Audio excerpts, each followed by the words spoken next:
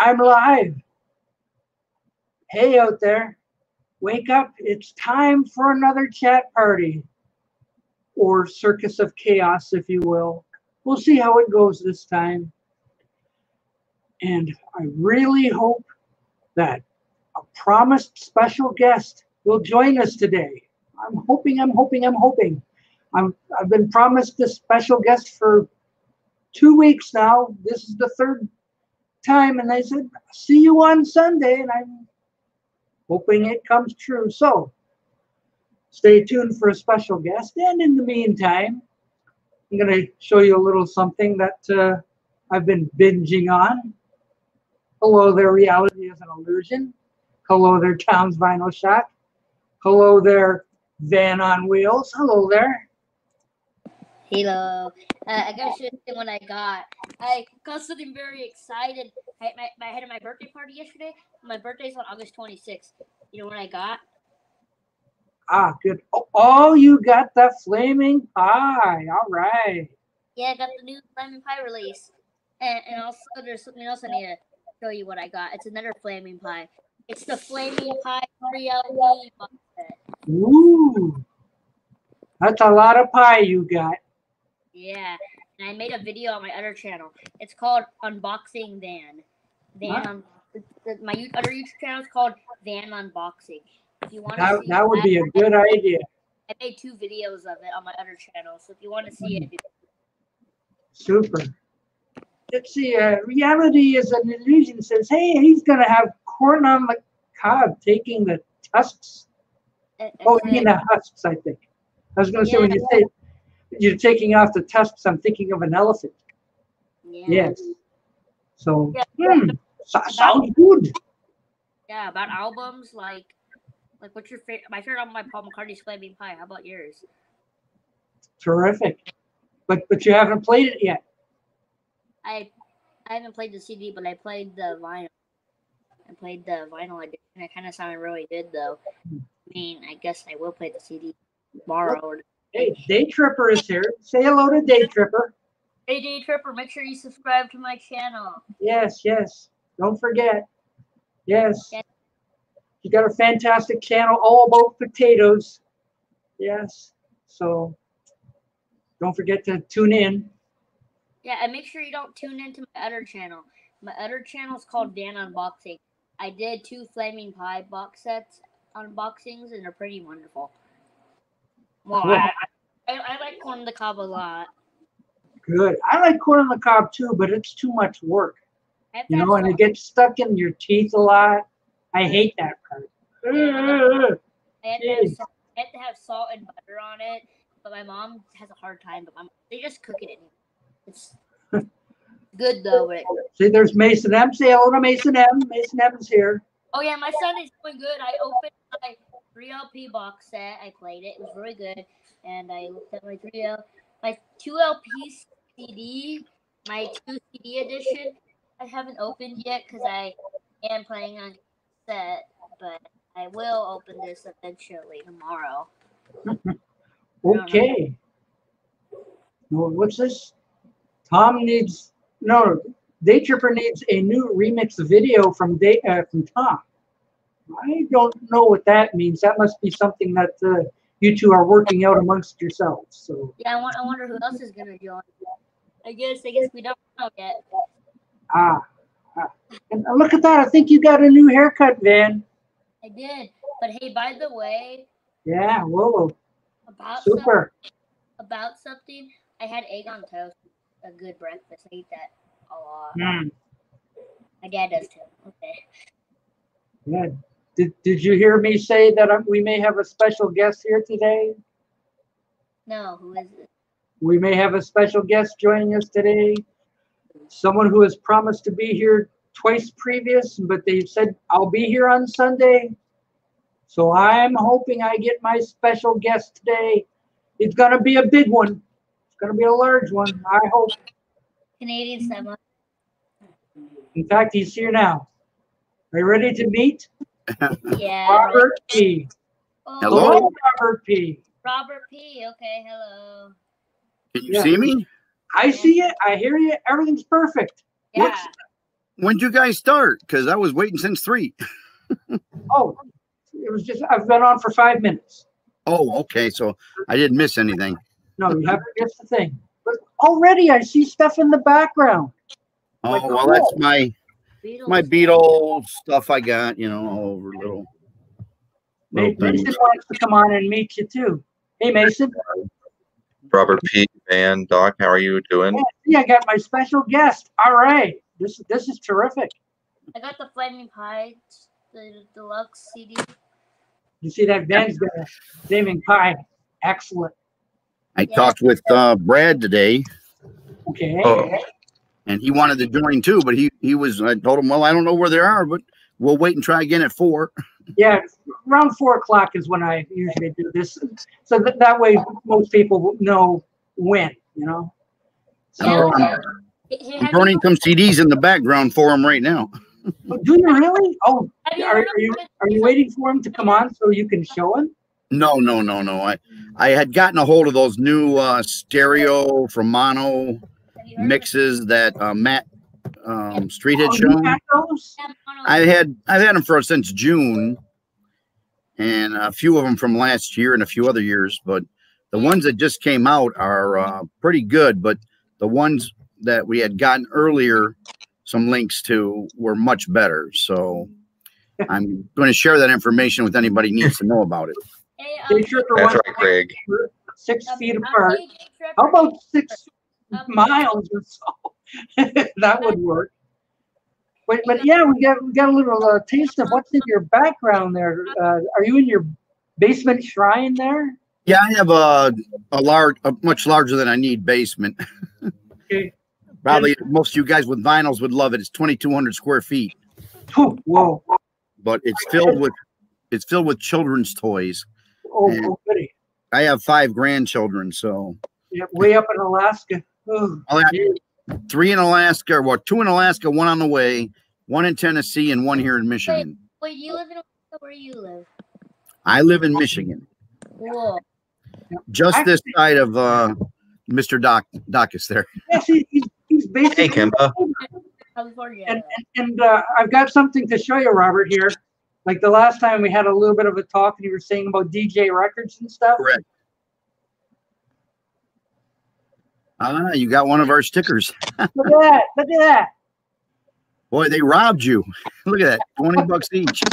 So when I said, yes, I do remember DJ records, I did a little hunting and I found some purchases from DJ records. So yes, I definitely have been to DJ records. That's from years ago. That was 85 to about 98. Oh, wow.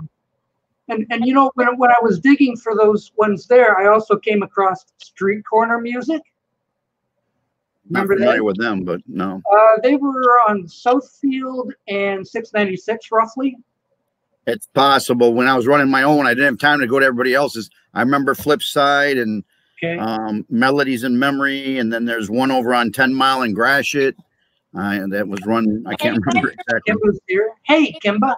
Yo. 30 years ago. I've heard about Fidget Spinner before.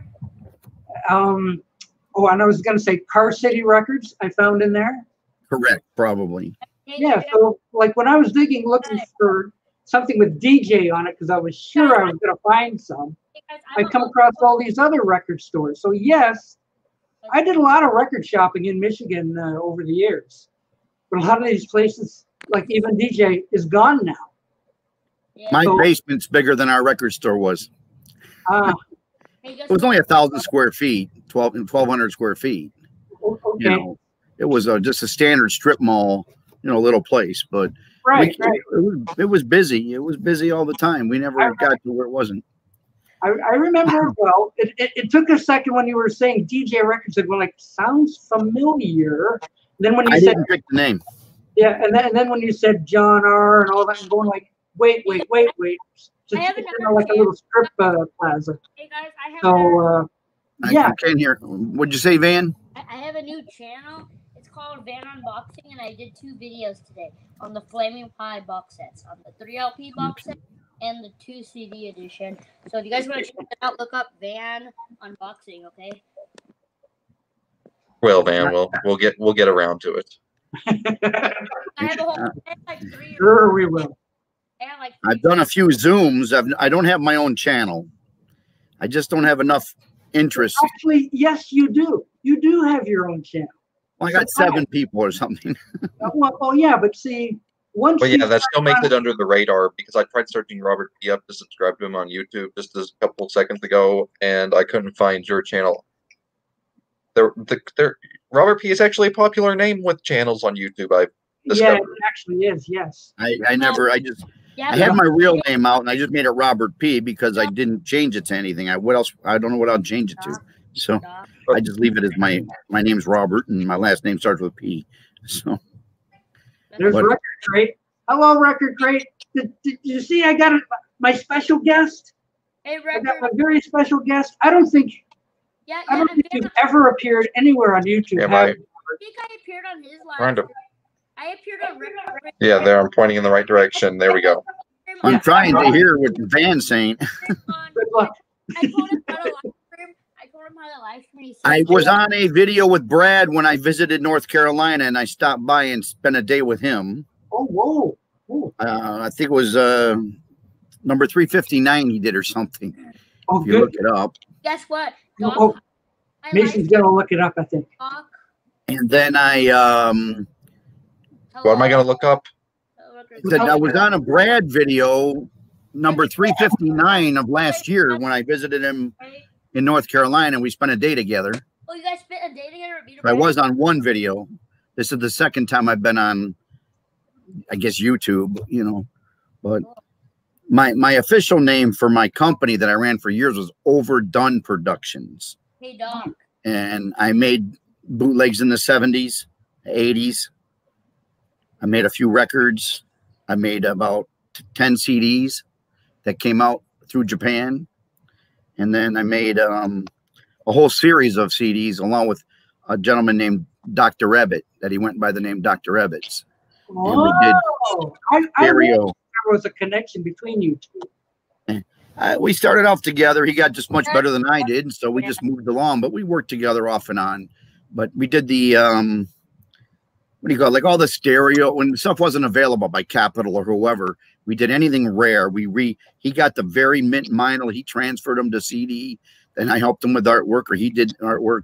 Together we did it. Then he just got much bigger and more popular, and I went in the wayside. And I've been doing a lot of that over again the last few years, hosted up by Mr. Beatle Brad. In fact, I was looking at various things, you know, that we have. I can show you that we've made. That was the butcher cover, wasn't it? That one is, but some of these have been seen before, but like this is one of the ones I currently like trying to figure my camera. I don't do this for a living. Like I just made a copy of these for Brad recently, and I reproduced the album, Look at you know, in mini album covers, labels and everything. You've seen this one probably, the Green Hornet. And the Batman one. Guess what? Batman. Mm-hmm. Cool. I usually just reproduce rare or hard to find items that are very difficult. Original. Introducing the Beatles with classic album. With the ad back. You know. Tom wants to know if Dr. Ebbets ever removed any clicks and pops. Robert P., do you know how to remaster albums? I'm sure that he did, because I know we had to digitally when if there was something in a master that wasn't, you know, it was clicked or pop, we had to remove them. But we didn't. We tried not to do any.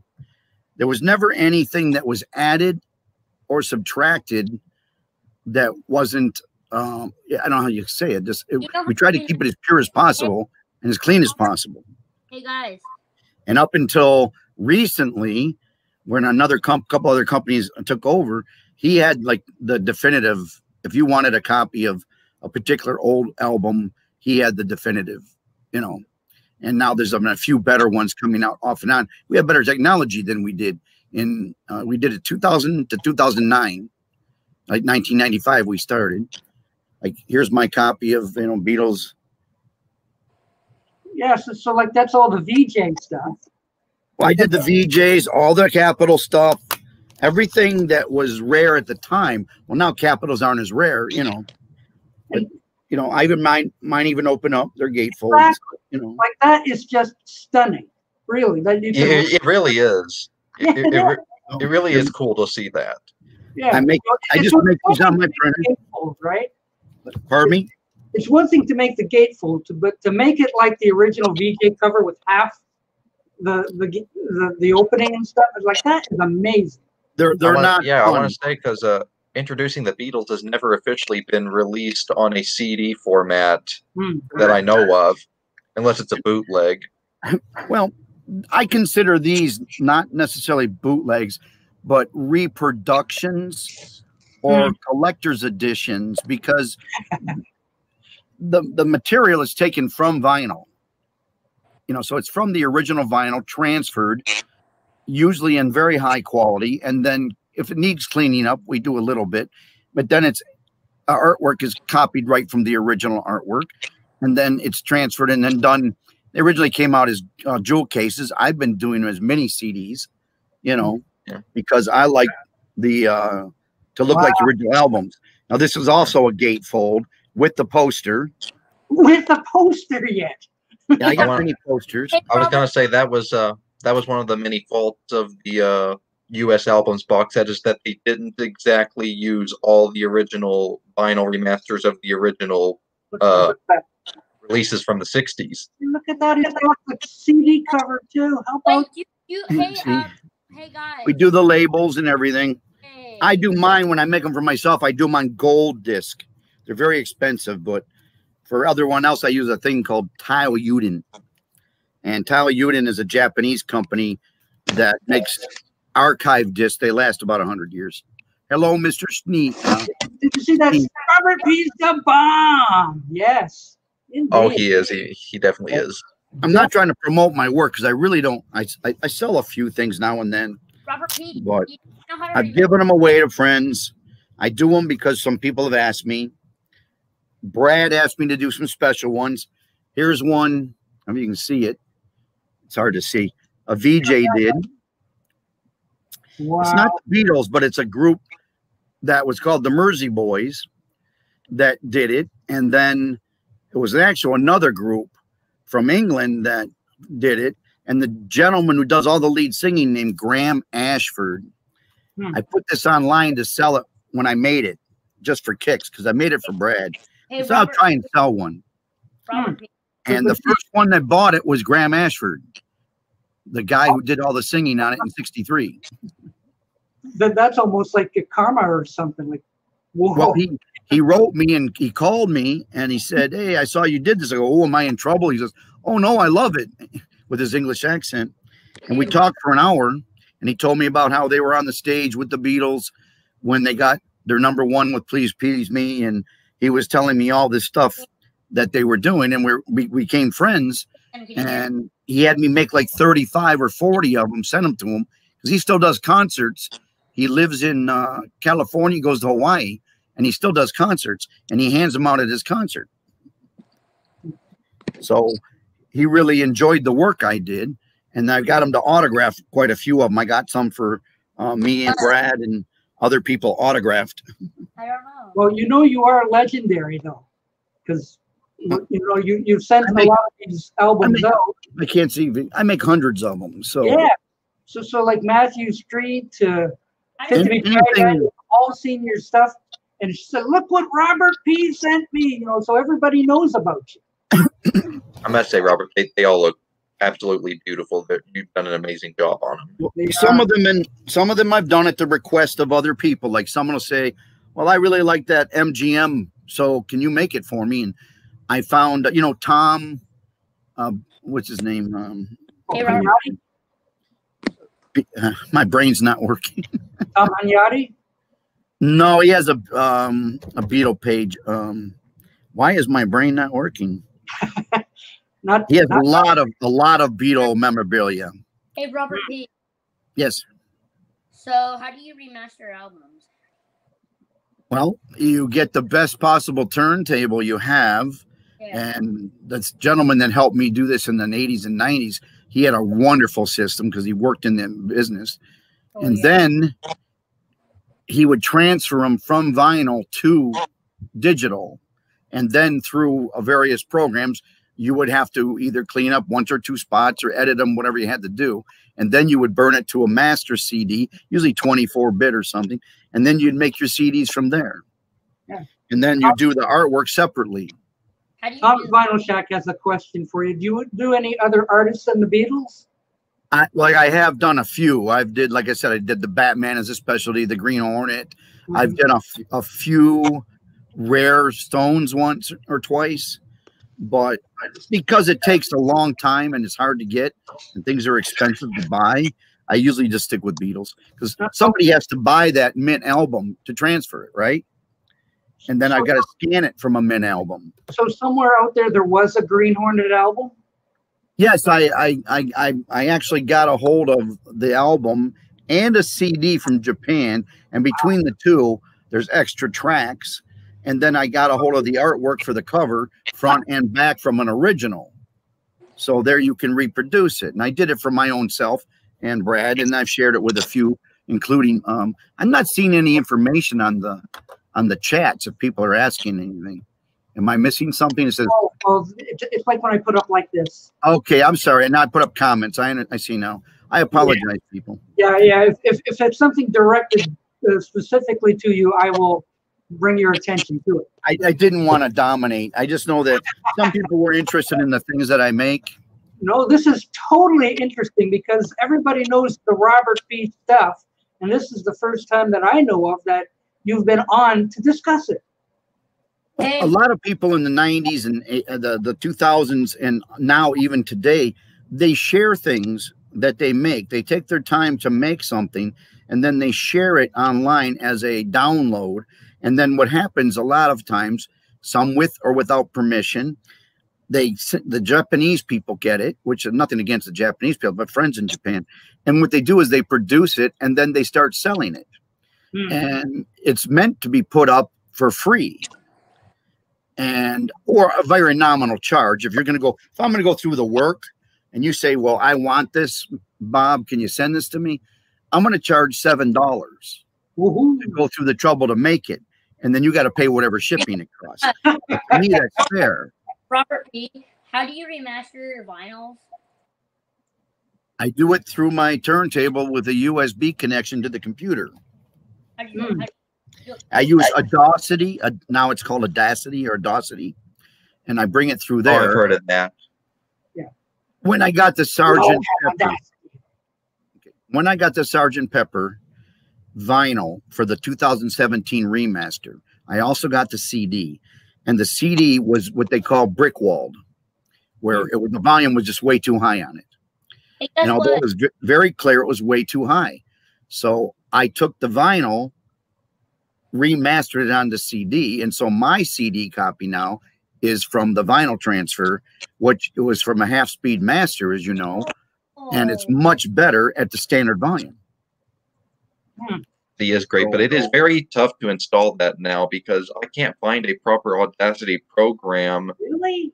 Because I want to use it because I hear that you can use it to like split tracks and like put remix stuff and stuff like that. I thought that would be a cool hobby, but I can't find the Audacity website to install onto my computer to do that. I don't know. I had Audacity for probably, 7 years or something. I don't know what version I have. I do know that I had downloaded it twice, and I don't really usually upgrade once I know how to use the particular one I'm using. I don't upgrade often. Hey, Mark. Because once you like a particular program, if they change it, then you go, where's that button go? And it drives me nuts. So I stick with some of the. Mine might be a year or two old, but other than that, I don't do a lot. But when someone requests something, and if they even send me the vinyl, say here's a record that I can't find anywhere, they'll send me the vinyl. I'll transfer it for them, make the CDs, do the artwork. Then I'll send them back the vinyl with the artwork, but that's an extra charge, of course. Wow. How much would that be charged? Well, it depends on how much work it is. But because like that VJ with the Beatles with the one that opened up half, like I'm sure that's a lot more work. to do that. Well, those right there are something I've been doing for the last couple of years. So I have all those files, but to do what I call a gatefold, I usually basically charge $1 more because I have to print 2 pages. I have to glue them together properly. And if for any reason I screw up by accident, I got to throw it away. So that's just amazing stuff. It really is. But I use a toner. I use a laser printer, and sometimes my printer will mess up. Today I was making these CDs. It's hard to do. Look, it's powerful and please me. Now this is the center stereo. Where's the link to Audacity, Steve? Because I don't see it in there. It's hey, Robert P. Like if you remastered Sgt. Pepper's Lonely Hearts Club Band in 2020, how would it sound? Well, I really enjoy the one they did in 2017, all except for the very first note of Mr. Kite, which is way too loud. Whoa. I think other than that, they did a fabulous job. I'm not as impressed with the White Album. I thought they had like 6 tracks, especially Helter Skelter, and Why Don't We Do It in the Road, and a few others where it lost some of its punch. You can't hear him say, I got blisters on my fingers. And at the end of that, John says, I showed you or something like that on it, and you can't hear it. So there's about 6 songs off that they flawed. And Abbey Road was nice, but I do feel that they changed more than they should have. I don't know how to allow links. Maybe that's I don't think YouTube allows you to send links into the chat. That, or maybe this StreamYard is not. It's the free version. So maybe there's something there that you can't share links under this. If there's comments turned on, you can share them there. But if the comments are turned off, you can't. Like for later use. So if you have your comments turned on, they can put it in the comment, the link. And as long as the comments are available next week, it'll be there, or tomorrow, or whenever you post this. I don't see a link here, so. I even opened up the stream on my phone, the playback, to see if the link was sent there, and it wasn't. So, if you're a mod, you can send links. So you just can't go to Audacity.com and get it anymore? The last time I tried to, because I got really interested in remixing stuff that I had on my computer, and I just went to Google and typed in Audacity, and I couldn't find one that actually looked legit. Tom says if you are a mod, you can send links.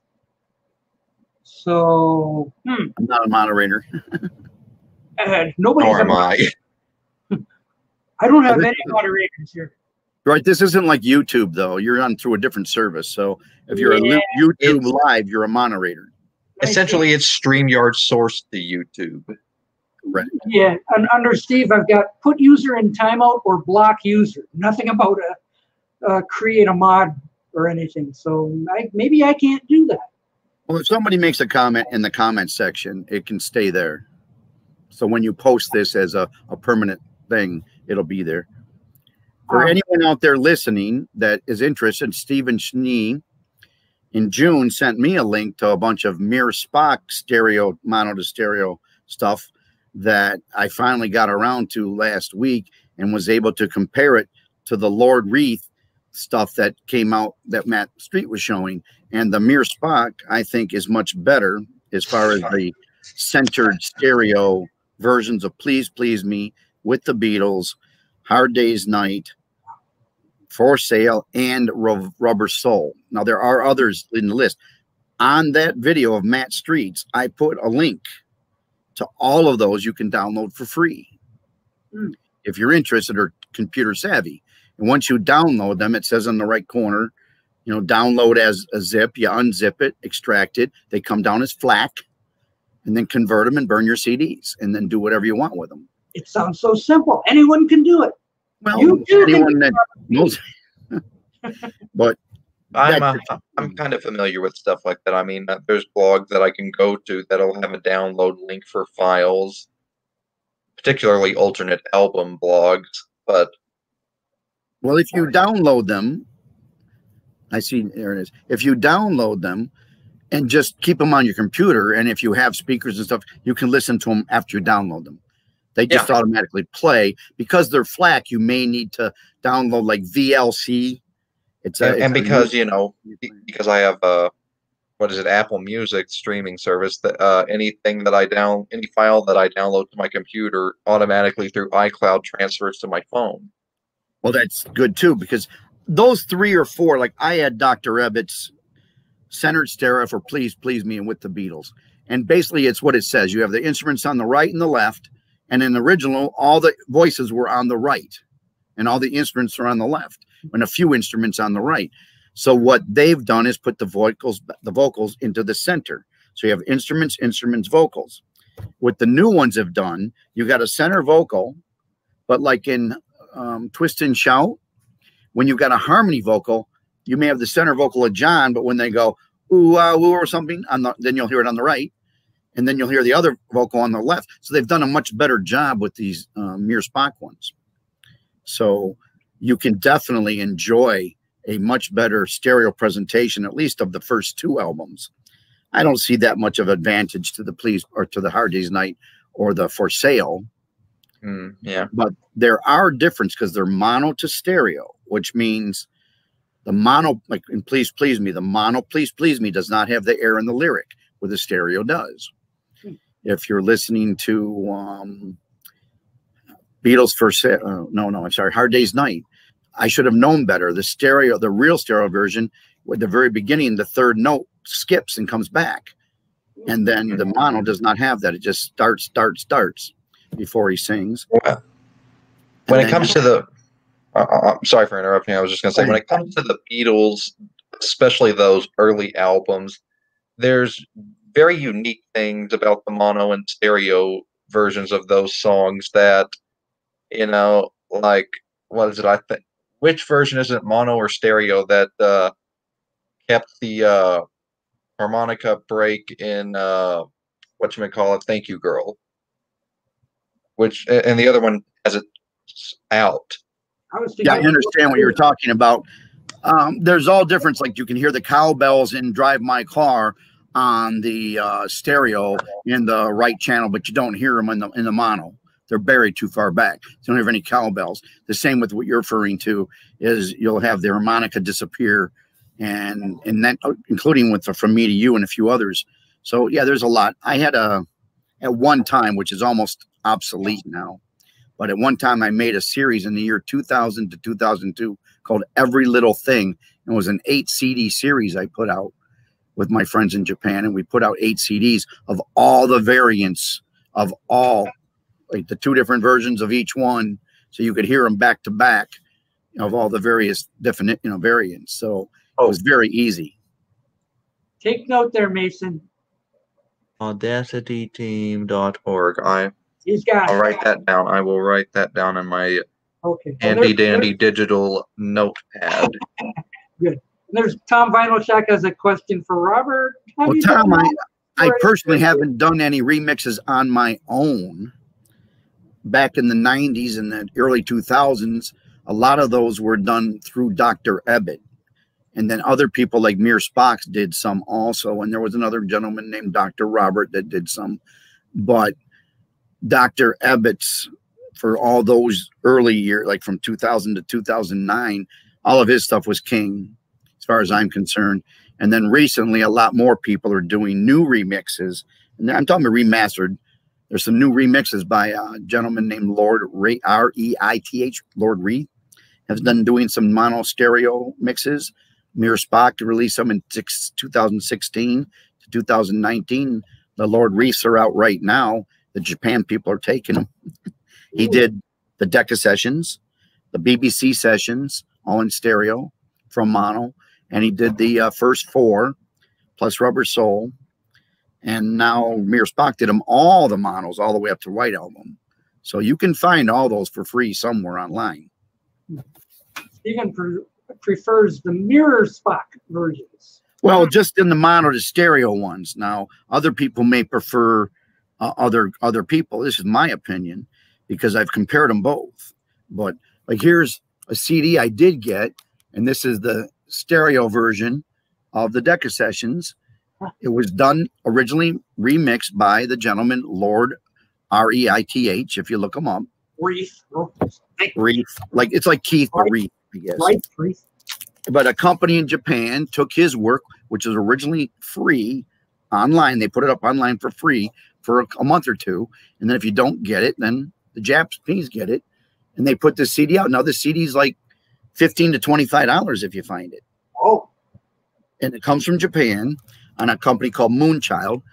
I think it's Moonchild. Yeah, Moonchild Records. It's a nice quality. I bought it because I found it for 15 bucks rather than make my own. But I can make my own too because I downloaded the original files. But since it was there, I grabbed it. But the new ones I'm referring to, you can pay $25 to $49 each. And when you can get them for free, why do that? That's my opinion. Unless you really want silver disc and you want them from Japan, you can go online and find them, but they're going to be expensive. So when you get these things, do you listen to them and say, "Oh, I can do better"? You know? No, I don't do any remixing. I do mastering. I will take a record that's never been out. Let's say that My Bonnie has never been on CD from the original vinyl. And I borrow the original vinyl or buy the original vinyl from somebody.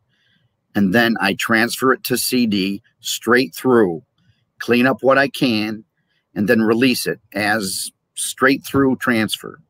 Because at least on Audacity, you can take the ticks and pops out. Well, I take the ones that are most notable, but I don't go through because these are products. The last few I did, like the My Bonnie and the Adco and a few others, like the one from Graham Ashford. They're not a big market for it, so I'm not going to waste 50 hours declicking it. Whoa. So I do what they call straight transfer, which means the original source may have some flaw. Okay, but you get it if it was the original source. If there's any big flaws, of course we take out what we can and we smooth it out as long as it doesn't hurt the original vinyl. Our main goal is to keep the original vinyl transfer intact, even if it includes some noise. But there are people who are much more qualified for that and they've already done it. Most of these people have already done that. So it's nothing I need to do. But I share what I have. Yeah, and you do a damn job of it. I have 30 years worth of work here, artwork and so forth, so I don't want to waste it. I just share it with other people. As Stephen said, he prefers the MeanMrSpock, and if he's heard the Lord Reith, it is different. It has mostly centers. I like when the harmonies are on this side or this side and the center vocal. So they've really dismantled it. They've dismantled it tremendously. At least MeanMrSpock somehow using the technology they learned during the Rock Band, making of Rock Band, you know, that game. They dismantled music for that, and they learned how to dismantle it, and the technology's just gotten better.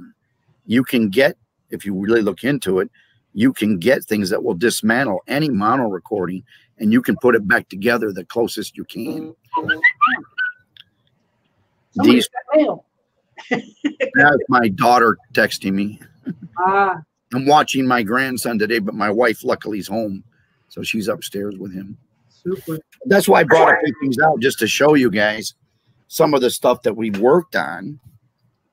I thought, Stephen, if you're there, I wish Stephen one group I told you about. It's a Dutch group. I can't figure this camera out. I'm new to this. It's called the Beatle Phonics. And they made their album look like an old EMI album, Dirt and All. And this isn't on CD. And if you can find it on CD, it's very rare. They only did 3 albums, but they're great. They sound like the Beatles kind of, you know, they did their own thing. And they're from Denmark. And I found an album for $10 in Tennessee at some little shack. And I took it home and I transferred it to CD. And you even got the artwork for it somehow. Well, I did the artwork. Oh, right. But I mean, yeah. But I mean, I don't think you would find that sort of thing online. You must have made it right from the album jacket. Correct. If I can't find good enough artwork online, then I make it myself by scanning it in. It's not easy. Steve, have you heard of the flying elephants? No, I have not. Ooh, that may be the next project. Oh, The Beatlephonics are similar to the Kaiser, George Kaiser. He was promoting last week, and a few others. It's just that they have 2 or 3 albums, and I thought they were worth listening to. And this is a mono and stereo. I got both versions on here. I prefer stereo, but mono sometimes is needed. You know. But when I reproduce a Beatles, like if you bought, I'm not going to sell you one right now. If you were to say, well, I really want the introducing with the add back in mini CD format, you get both the mono and the stereo on the same CD, both taken from vinyl. This is Japanese Beatles. They started out as a Beatles cover band, but then ended up writing their own songs. Yeah, I watch them a lot on TV. There's a couple amazing groups out there that are doing lots of things that I find interesting. You find them, and when they start singing, you can't tell they're Japanese. You know, which is fun. You couldn't make those cartoons, could you, there, Robert? Make what? The cartoons, the 1960s cartoons. I have all the 1960 cartoons. If you're interested, I have them too, but it's varying in quality. There's there's the best quality's already out for now. I wish the Beatles would get the rights to it, clean them up, and then do it. King Features or someone owns it, or I don't know who owns it right now, but I don't make copies of it. But the few people have asked me, I put them all on one little 32 gig stick and mail it, and you can plug it in and watch them right on your computer. I guess everybody's got the same quality no matter what. Right, they came off of MTV or something. At one point, I can't remember where I got it in the 80s, and that's about all you get. You don't get anything better. So you don't do any, remixing's the wrong word, but cleaning up or doing anything for video? No. It's just audio. Video doesn't interest me. I collect it like anyone. I enjoy watching videos, but I don't waste time with remastering videos. There's enough people that know how to do that. I like to get together stuff that's very difficult to find. The last one we made that was really hard to find. I don't know if I showed it to you guys or not. You may have gotten one, you may not have. But it was an interview disc that Brad asked me originally to get for him. I'm trying to find it. Hang on. I got like 300 discs here. And I'll show you this anyway, so if you can see it. I don't know if you can see that. Signed by Graham Ashford. Ooh. He autographed it for us. And he sent me by the Mercy Boys. He sent me a letter. But nice. He knows Ringo, and I told him next time you see him, get me a dang autograph. I think you'd have to bribe him. What? You have to bribe Ringo to get an autograph. I'll show you 2 other ones that I have that I like. This is one that Brad asked me to make. It's a CD about, they came out with 2 interviews on compact 33s. One with the Beatles and one with the second album. And they're very difficult to find. Marv has an original. Some other people have an original. There can be anywhere from $500 to $3,000 in good shape. And finding them was a pain. This is what the CD approximately looks like. I don't know if you can see that or not. Oh, is that the color band from Capitol? Yes, it's the Capitol came out with that on a 33 Capitol Compact 3345 like size, and they sent them only to the disc jockeys, and so they were very hard to find. And I found them. I tried to be a Robert P. There you go. Yeah, but everyone does their own thing. That's cool. Those aren't that great. And that's just an album full of interviews, though. This is a special CD that I made of all the open-end interviews. There were interviews that were left open-end, so it came with a dialogue for like a printed dialogue for the person who got it, and the disc jockey would play the Beatle part, then they would ask a question, then they'd play the Beatle part off the record. So it was like they were interviewing the Beatles. Yeah, it's like pretending they were in the studio. Yes, and they had one for Hard Day's Night, one for the second album, one for Meet the Beatles, and then they also had a one for Help. And those particular ones, to get them all would cost a mint, would cost you a fortune. So it took me almost 6 months to find everything, pulling a few favors, and I ended up getting them all on CD, crystal clear as I could, along. So I got 25 tracks altogether, 22 tracks altogether. And you have all the Hard Night, all the like I said. And then if you ordered it at the time, I did sell a few. It came with a 20-page booklet that I made. So you got a 20-page. I don't know if you can see any of it, but it has the original labels. Where do you get the labels from? I had to find them online. Wow. And then original artwork. I don't know if you can see any of that. And then, so for every one, you had all the rare stuff that you could get. Original pictures, original dialogues. And I did this for every disc. So by the time you make this, though, I'm making a 20-page booklet, the CD, the outer case. You know, you do all that, and then what, you get $10? So, the 20-page booklets are a pain to make, but I do them for friends, you know. I hate to interrupt, but go ahead. Sorry. I was just going to say I've got to run and go to work now. But it was a pleasure having me on, Doc. And it was nice meeting you. Oh, as well, Robert P. And if I can find your channel on YouTube, I will definitely subscribe. Are you in Canada? My question to you, Mike, or is it? I can't read your name right now. It's Mason M. And no, I'm in America. Okay, that helps me, because if you were interested for me to send you something, I could send you one for kicks, just for you get used to it. And if you have a pencil, real quick, you write this down. I'll give you my email address. Well, I have my phone and I've got a notes thing on here, so let me just pull that up real quick. Not that okay, go ahead. Go ahead. ODP 1960. Caps. In caps. ODP 1960 at Gmail. 1960 at gmail.com. Okay. Well, thank you for that. Oh, I sent Steven something for nothing. I will send Doc something for nothing. Just that when you're in Canada, it cost me $15 to send one CD. Anyways, it was a pleasure being on here today, and I shall talk with all of you soon. All right, yeah, bring me there, and I'll send you a list. All right. Yeah. I don't really want to sell anything. Thanks, Mason. Mm-hmm. Doc, I don't really sell anything. But if somebody wants something and they live in America and they're reasonable and they only have, I send them one sample for kicks, if I can make them something special they've been wanting. I don't sell on eBay anymore. I used to, Tom, because there's other people doing the same thing. They're asking $12.99 for jewel case versions. I don't know if they're as good or not, where their sources are.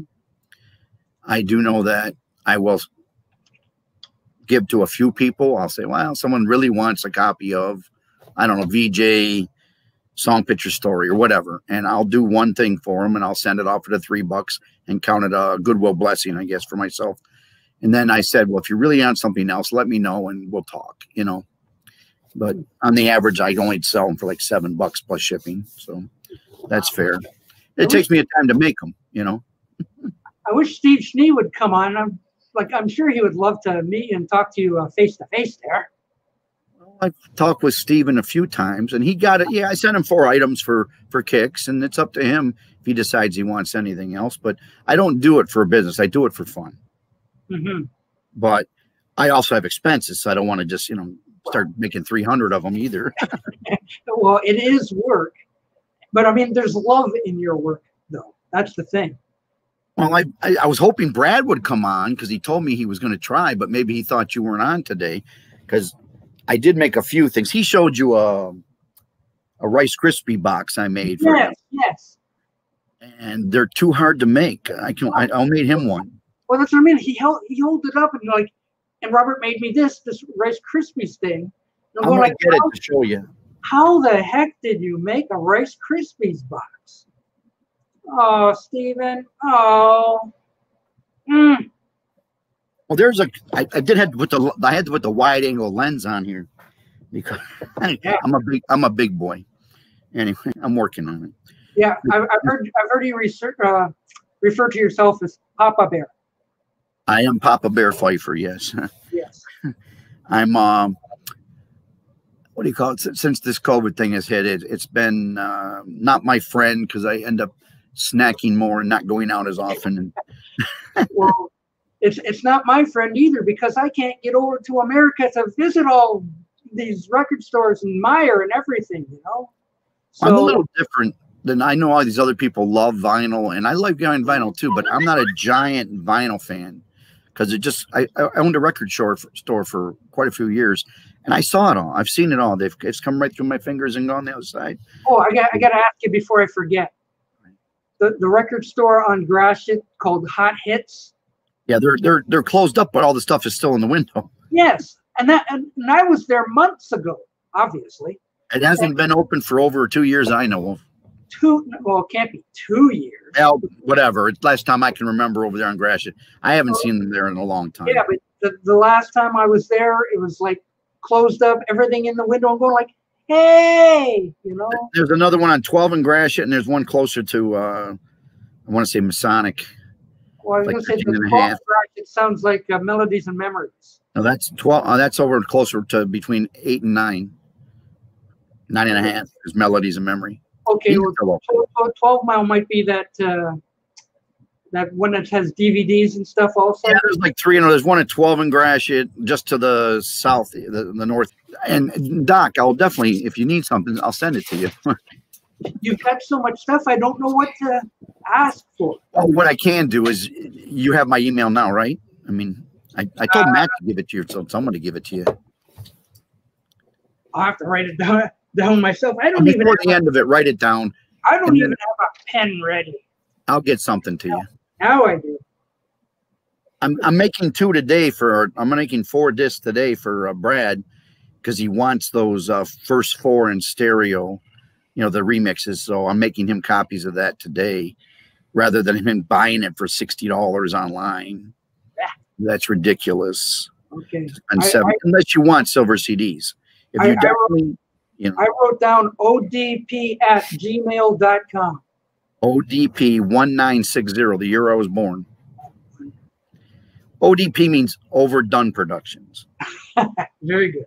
Okay, that was my company from 1977 to 2007, 2009. I ran that company for years, and we did nothing but bootlegs or similar products. Yes, they're not bootlegs. That's a nasty word. I only did one in 1985. I did one. I'm in Michigan. I did one bootleg in 85. Do you want to see it? Oh, your very first one? A record, I mean. Yes. Oh, wow. He does vinyl too. Uh-oh. I can't hear him. Uh-oh. Oh, wait a minute. What made me mad is I bought a tape off of a gentleman, and evidently he was selling it to somebody else at the same time.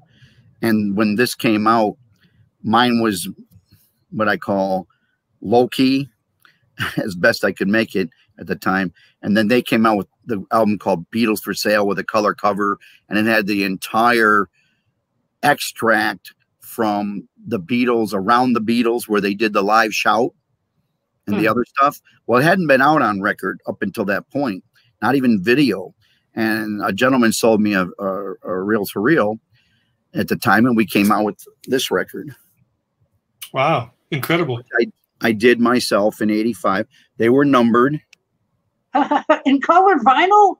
Yep, in colored vinyl.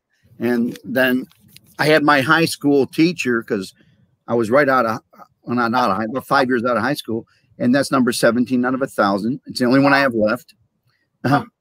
And I just did them on 8. This is how they used to do bootlegs in the 70s and the early 80s. We used to slip pieces of paper in the front of it. You've seen those, right? Yeah. For years. Before they started doing all these fancy color covers. And I like the butcher cover a lot, so that's why I use the word incredible. I had one of those originals. That's my grandson. And then I did it. I don't know if you can see that or not. Look at that. Wow. I did it on really clear vinyl. How the heck do you do it? Is that real tapes, and I mastered them, and I took it down to a place back then called Archer Records in Detroit. Had them make the stampers and the mother stampers, and had them print me the. I gave them the label artwork and had them print them for me. Hmm. So like they knew they were making. Oh, hey, my grandson Hunter. Hi, Hunter. He's the only one in the state, so he gets spoiled. All my other grandkids are out of state. What do you want? He wants a Beatle boot. Where's Granny? She wants me? No, where is her? She's up there. I just heard her voice. Sorry to bother you. You know, That was the only. That's the only record bootleg I had produced. Kimba, how long is the process start to finish of what? That's I missed it. I'm sorry. Oh, that was it. To make a child, about 7 minutes. I think. Pardon me? It took me 2. Okay. I had 4 daughters, and now I have 5, or going on 5 grandchildren. So that's enough for me. I'm very involved with them. So I'm semi-retired or retarded, whatever you want to call it. So I'm home with him 5 days a week. That's awesome. And I do computer work for a living since 1993. I've been a computer consultant, and I've worked in restaurants and other things doing menus and all kinds of computer work like that. Mostly graphics. Mostly graphics. Oh, wow. That looks awesome. It's hard to see, but I'm not used to these cameras. I've never been online like you guys. That's a reproduction of the Rice Krispie box I made. Yeah, made out of cardboard and everything. Well, it's a heavier cardboard, and it has foam inside, and it's made with 2 pieces and glued together. It is not easy to do, so I've only made 2. This was a prototype. Brad's was nicer, and then I quit. I said, that's just too much work.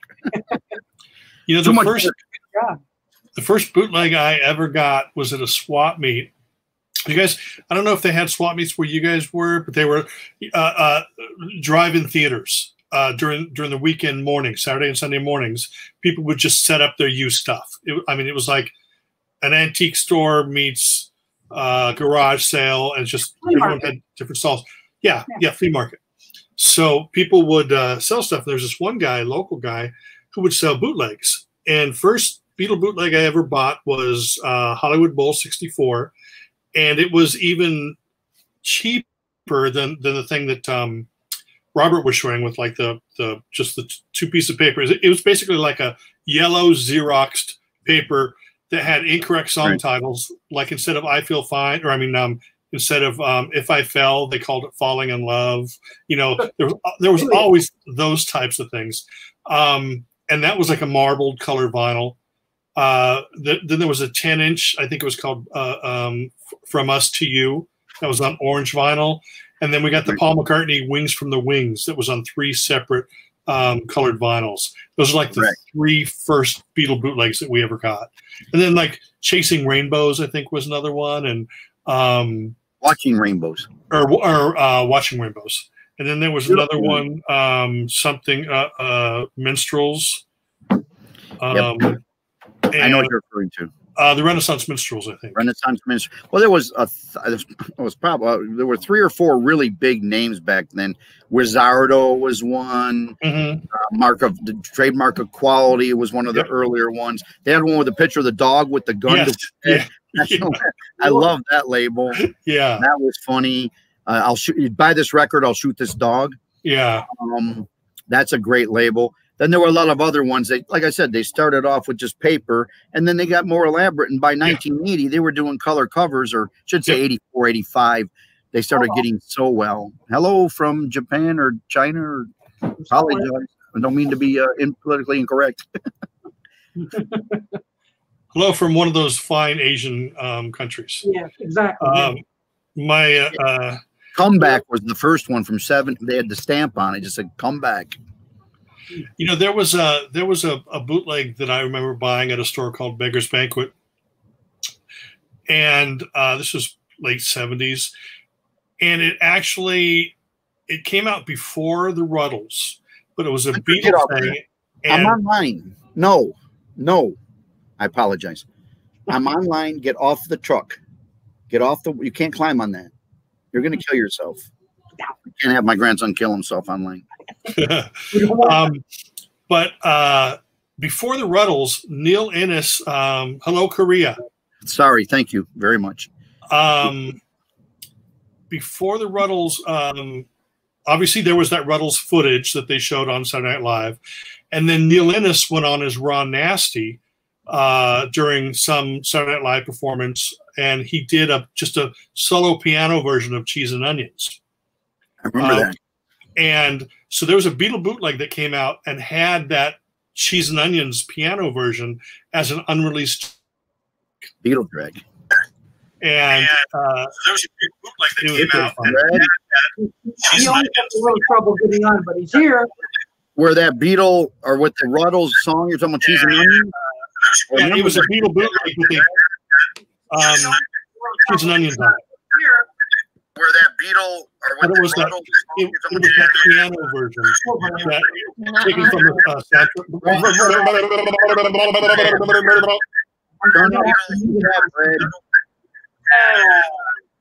Got a tab opening behind. Where's my mute button? Okay. Hunter's going to attack Robert. Yeah, once he gets it figured out, I'll put him back on. But Beatle Brad's here. All right. Yeah. The thing I was saying about the Cheese and Onions on that bootleg, I remember Seaside Woman was on it. I think so. There are few other weird songs that no one had really heard of. So you're like, oh wow, and you went and bought it thinking all these new Beatles songs. And you find out one's from Linda, one is like I really thought it was a John Lennon outtake when I heard that Cheese and Onion. We knew it wasn't only because we saw him do that on Saturday Night Live. Yeah, I didn't see it, so I thought, oh my gosh. The other thing that got me, remember when Have You Heard the Word came out back in the like 70s, early 70s, and then we had the LS Bumblebee. Oh, that's right. The Word.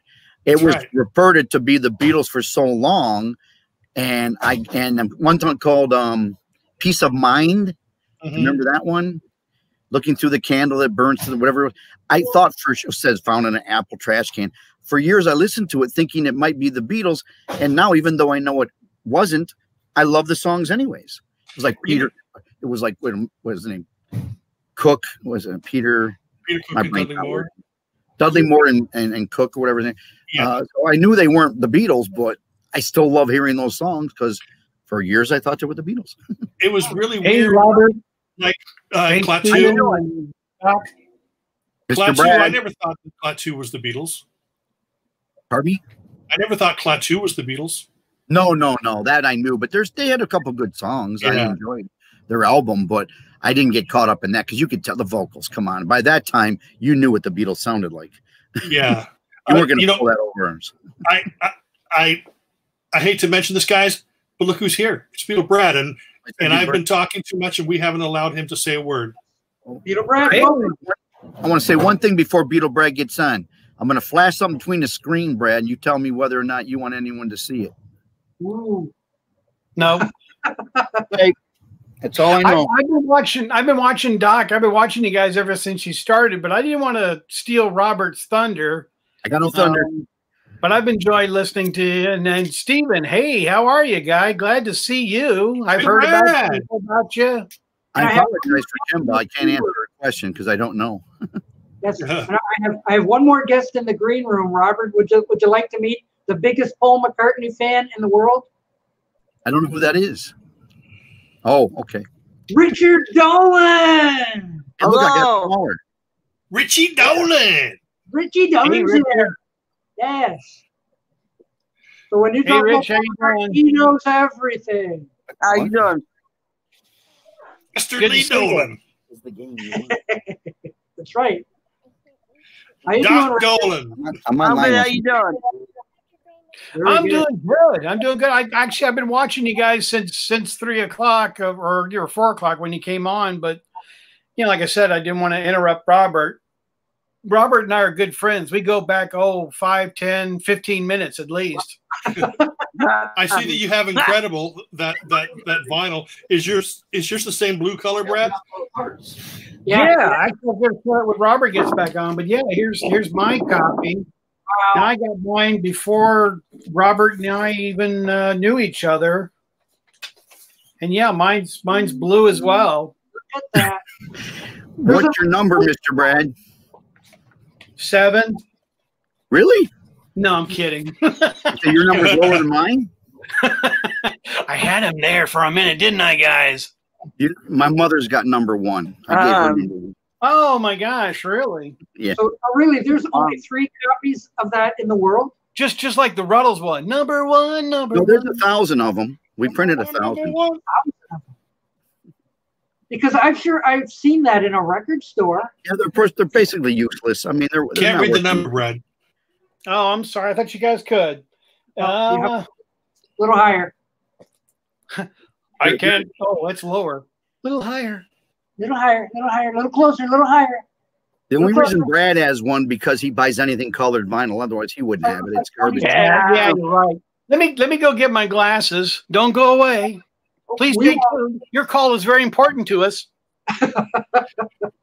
Well, here's a question. Okay, I'm not a vinyl guy anymore, but I remember for years and years and years, people always complained about colored vinyl is not as doesn't sound as good as black vinyl, but people collect colored vinyl now more than black vinyl because it's collectible, and some people just love it. You can't deny that.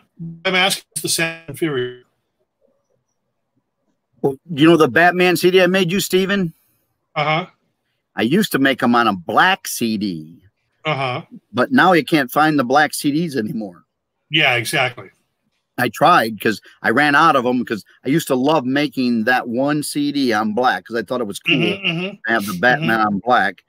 And some customers couldn't play it. So go ahead, Brad. Okay. It's number 27. Oh, wow. I said it was good quality at the time, but then someone beat me out, and to me, it's just what number did you have, Robert? 17. Ah, wow, cool. I sold the master, the plates, the stampers they use. When I sold the records, I sold all that stuff. I didn't keep anything. I thought records were going to be gone. Can you hand me an eraser? I'm going to erase this number out. So hand me an eraser. I sold everything that, that I had at the time because I thought records were on their way out. So I better get my money while I can. And, when CDs first started coming out, and I got rid of thousands, like Brad had 3,000 albums gone. Brian Maroon says hello. Brad, have you picked anything else here, up? so Robert can go away. No, Robert, please stay. No, Robert, you can stay. I was going to show this one more because some people haven't seen that one. That's another one that Brad asked me to make, and I made for him. Oh, wow. Because it's an interesting one. Now, I don't remember if this one or the other one, but Sweet Georgia Brown on this album actually has a lead guitar that's not on any other product on CD. Wow. Not even the Bear family mono and stereo masters that came out. So if you ever go to hear this, or record or whatever, that one mix for some reason, because they redid Sweet Georgia Brown to add the Beatles name in it. And there were 2 other mixes of it. And for some reason, this mix has a different lead guitar than any other one. I think it was this one, right, Brad? Yeah, it is. It was a couple of minutes lead in with a guitar, solo guitar by itself before they even start singing. And as far as I know, until we put it up, it's not on CD anywhere. Wow. It is on the Every Little Thing series I did back in the 2000, 2001, 2, and 3. I put an 8 CD set out through Japan. What we used to come up with a product, and then we used to send it off to Japan where the copyright laws are different. Then they would print silver CDs and mail them back to us, and they'd sell 2,000 on their end, and they'd give us a couple hundred for free for doing the work. Oh, look, Brad's already got one. Oh, I made it for Brad. Oh. Yeah, he's got one, and I listened to Robert.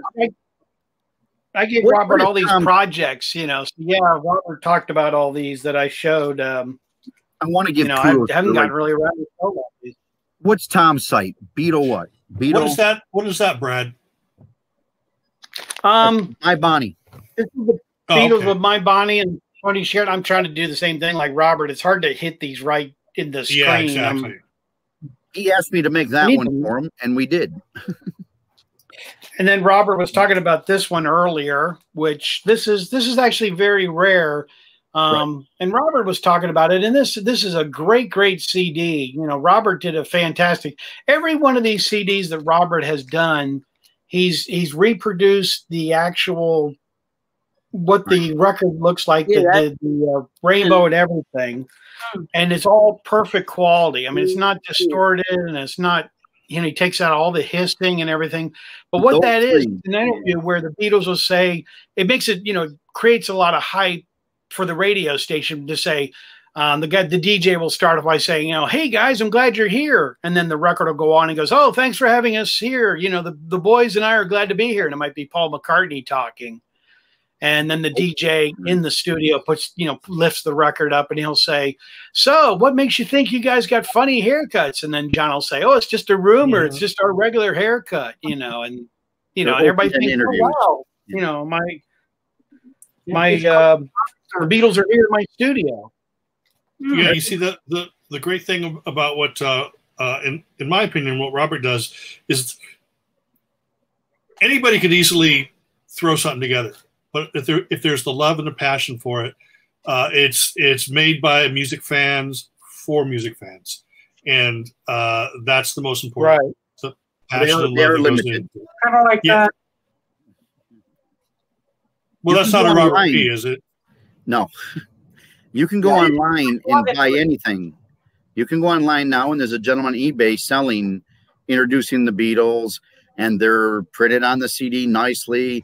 And they're jewel case versions of the Dr. Ebbett material, and he's done a good job. And he wants $12.99. But I make mine from the original masters because we have them. I have the original artwork. I don't know if they do or not because we made it. And then I also have the mini CD versions like Brad has in his hand. I like those better. This is a fantastic one that Robert made for me. I can make, Stephen, I can make jewel cases if you want it. No. See, I love this. I love that whole sort of middle piece. This thing Brad's showing.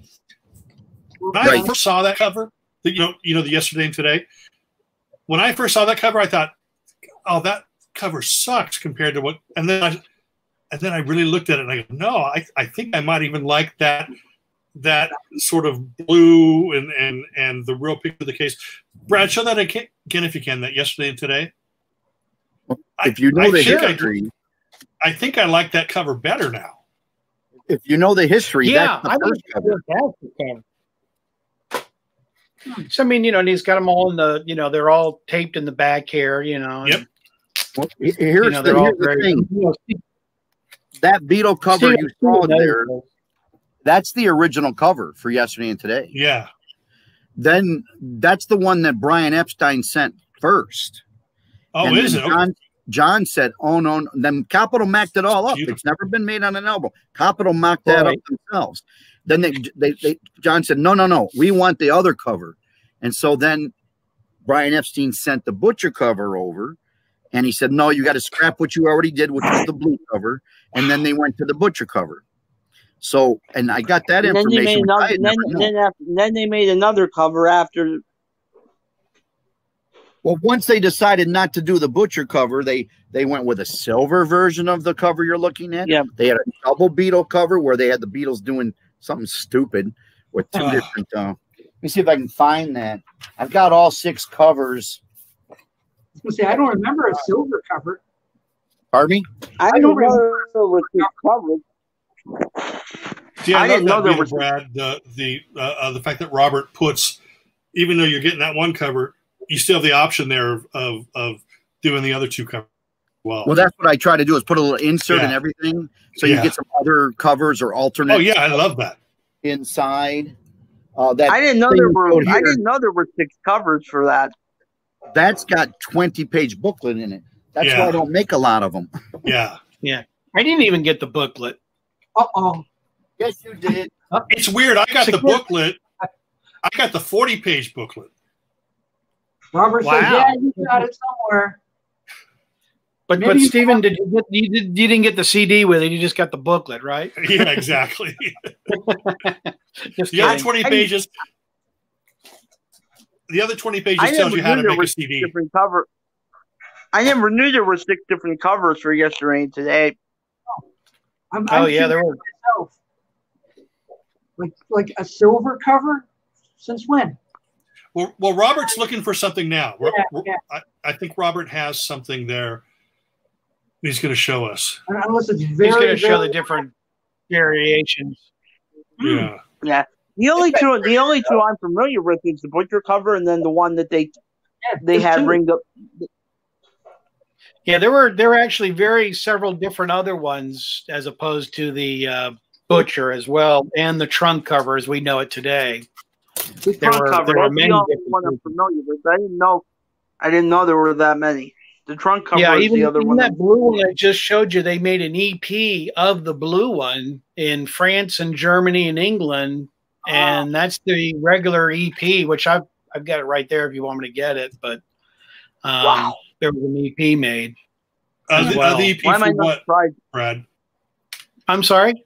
The EP was for what? For what release? Yesterday and Today. Okay. Trying to find my there we go. real Butcher cover. Dad? I was trying to find I thought I had slipped it in here. There it is. I think it's in Mine here. I'm jealous of that one. Mine isn't as nice. Oh, I've got 2 stereo here. I don't know if you can see them or not, but see if I can get this listed right. This was the very first design. Okay. And then they alternate slightly because there was parentheses by the word yesterday, and then they took them off. Then they said, no, they went to the Butcher cover. And then after the Butcher cover, they designed a slanted cover. Wow. And they said, no, we don't want that. Because they went back to the old blue design. And they said, no, we don't want that. And then they went to this design, which was stupid. Oh, that's just lame. Yeah. They were trying to cover the wording. With the box. Yes. And then they did this design that you see there with the word, see the blue word Beatles? Yeah. That design. And then they did the one we know, except for the difference is the background is not white, it's silver, like a gold, like a that's the one I'm familiar with. That's the one I'm familiar with. That's interesting. But they did it on a silvery background, and they said, no, that's too expensive to go back to the white. So all those pictures, silver people. Those are rejected album covers. Right, but the first 2, these blue ones down here, that was the very first design. And then they switched. These are the first 2. And then they were scrapped by Capitol after Brian Epstein said, no, they want the Butcher. And then they went back to this design. I like that one, Butcher. Robert. I make that on a mini CD too. Wow. But if you buy my $1,200 stereo Butcher that I have spare, you get a copy of the recall letter. Wow. You get a copy of this. You get the booklet that I made in '86 to go with the slicks I printed in 85, 86. We printed slicks ourselves. Wow. We printed mono slicks. We printed 1,000 mono slicks back in '86. Yeah. I came out with a 4-page booklet, which Brad has the original. Don't you, Brad? Of course, Brad has the original. Brad has the. I don't even have one. Brad had gotten 2 of them back in the 80s. I'd like to know what Brad doesn't have in his collection. Me and my grandfather made this. Me and my grandfather printed this on a press, and it's 4 pages, and it opened up like a book. And I did it on an off-label press because nobody had Xeroxes back in the 70s. Yeah. You know what we have now. And so Brad has one of my original ones that opened up like a book. Before we even met. And when I saw it, I go, on his, he did a year or 2 years ago, he did a thing on the Butcher cover. I go, Brad, that's mine from 1986. I did that myself. I don't even have one. So he sent me photographs of it, and then I recreated it for myself because I never had an original. Wow. I never saved one. But mine is just 4 separate sheets because I can't print that big on my printer. So it's just 4 separate sheets. He has the original that I printed back in the day. Yeah, I think he's on to look for it. If it doesn't, I know I don't want to dominate, but in 1985 and 86, there were no copies of the Butcher cover available to people very cheaply. Copies I'm talking about. Yeah. So we had bought a First State mono from someone that came in the record shop for about $200. They knew what they had, but that's all they wanted. And back then, they were only worth $400. So I took it to a place in Detroit called Capital Photography, and they made 4 color separations from the actual cover. Then we printed 1,000 copies, and we made them exactly on the same texture paper and everything. We sold them. But unfortunately, they came out slightly more on the red than the blue side. So I was disappointed. Brad has one of those too. My original cover I printed. Yep. Along with Steven. We sold them for $10. Brad seems to have everything. In fact, any lost sock for the dryer, I bet you they're at Brad's house. Steven, here's something fun for you. Here's the promotional poster for that. Oh, wow. For that slanted. Oh my God! Talking about. I don't know. Bye, Kimba. Thank you, Kimba. Thanks for watching. Does the Beatles font on that? Does it remind you of like the Beatles 6 type font on that poster? Is it the Beatles 6 that I'm thinking of, or is it Help? Or I'm thinking a Hard Day's Night / Help. For all we know, Brad might have Paul and Ringo over at his house. Locked in the closet. It wouldn't surprise me. Oh, is that an original slick, Robert, or that's a copy? It's an uncut slick. It is not original.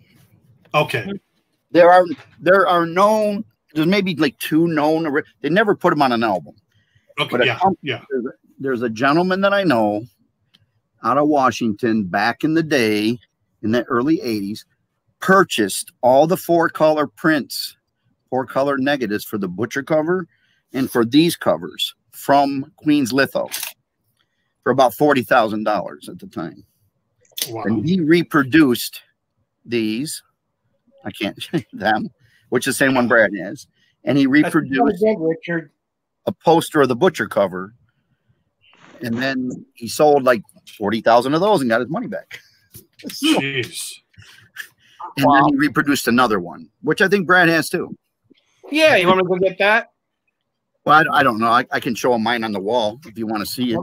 The poster. You know, I'll tell you, if I can't find a CD in my room, I'm calling Brad.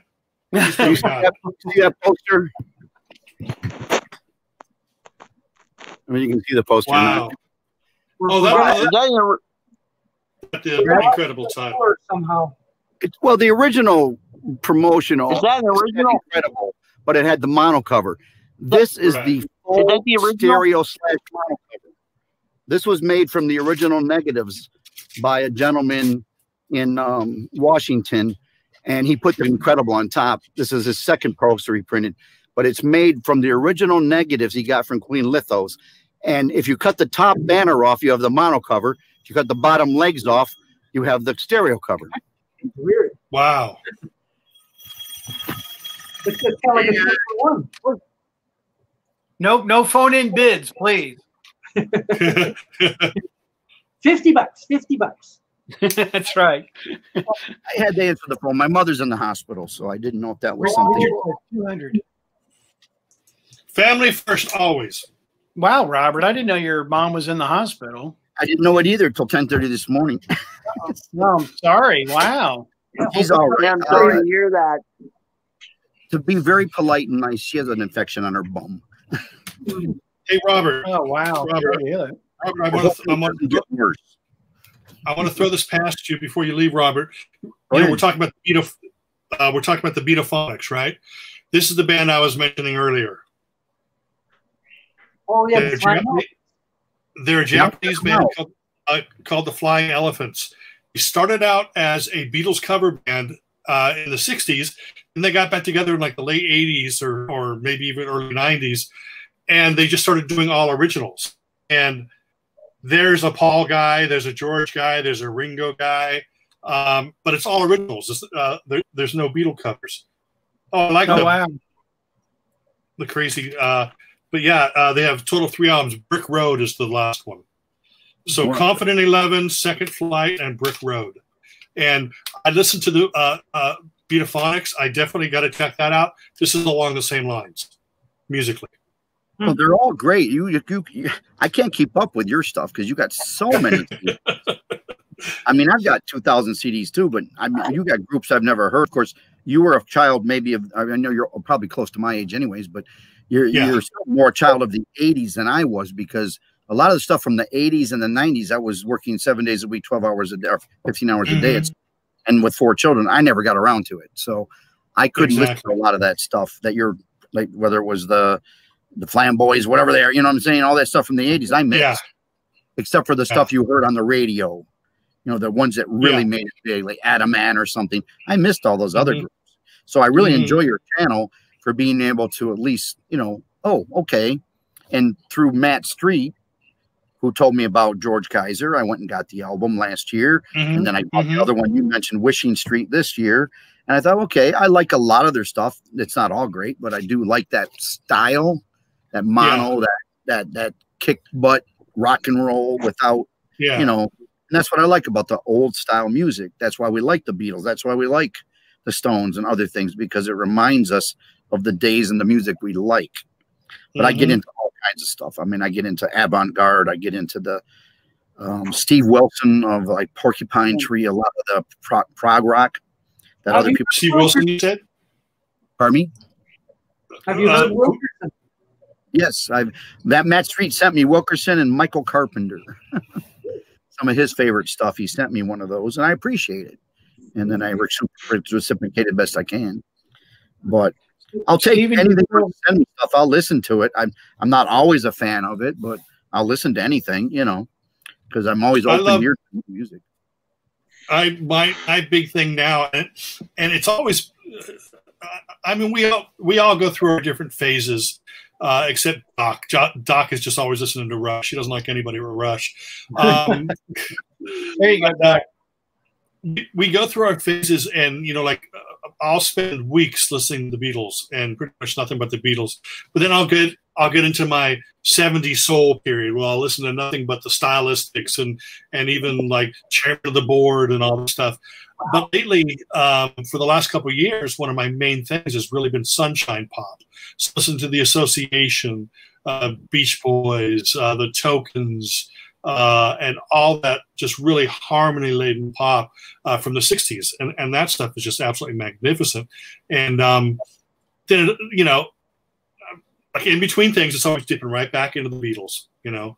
I love the remix John Lennon things I did a video of a couple of weeks ago.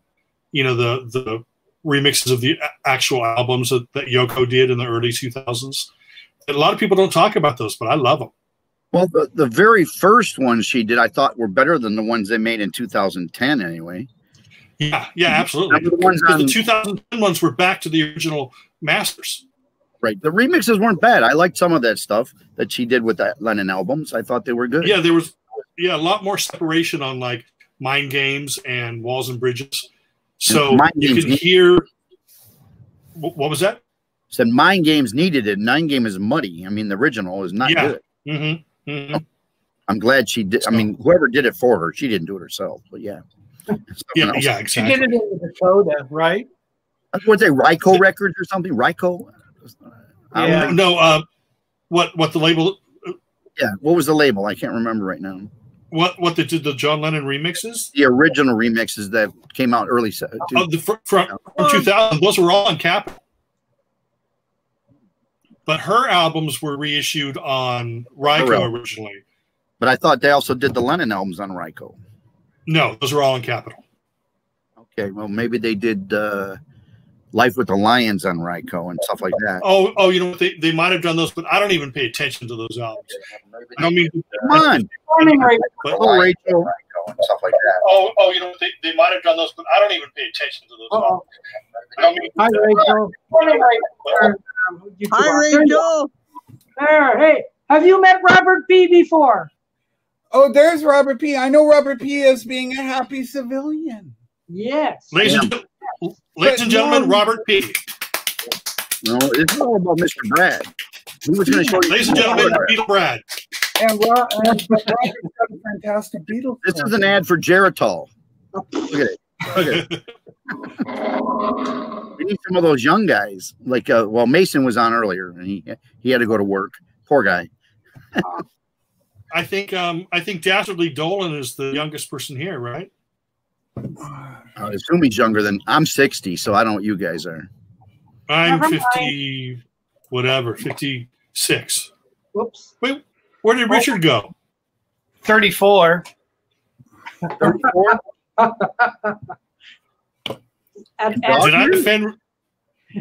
Did I offend Richard by saying that he was the youngest one here?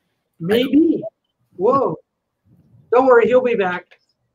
Or we can replace Dickie Dolan with the on wheels person. No. Okay, yeah, he's back. What the hell happened? Were you offended by being called the youngest? What? Were you offended by being called the youngest? I don't know. I had people saying a lot worse things to me about me than that. No, that doesn't offend me. I thought Brad had more autographs or whatever, or pictures he was going to show this week. Oh, yeah, that's what I want to see.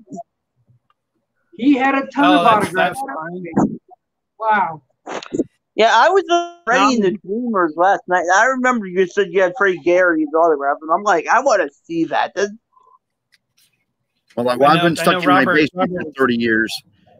I was stuck in my basement for 30 years making Beatles CDs. He was out in the world meeting everybody. Yeah. Man of the world. I've only met two.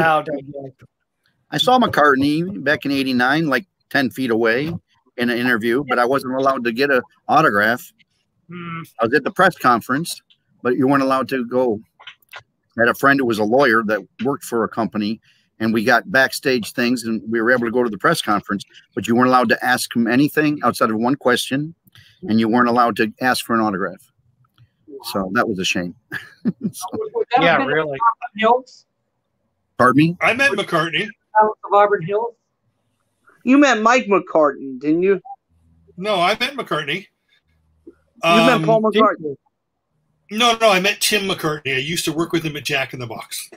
I was going to say you didn't meet Paul McCartney.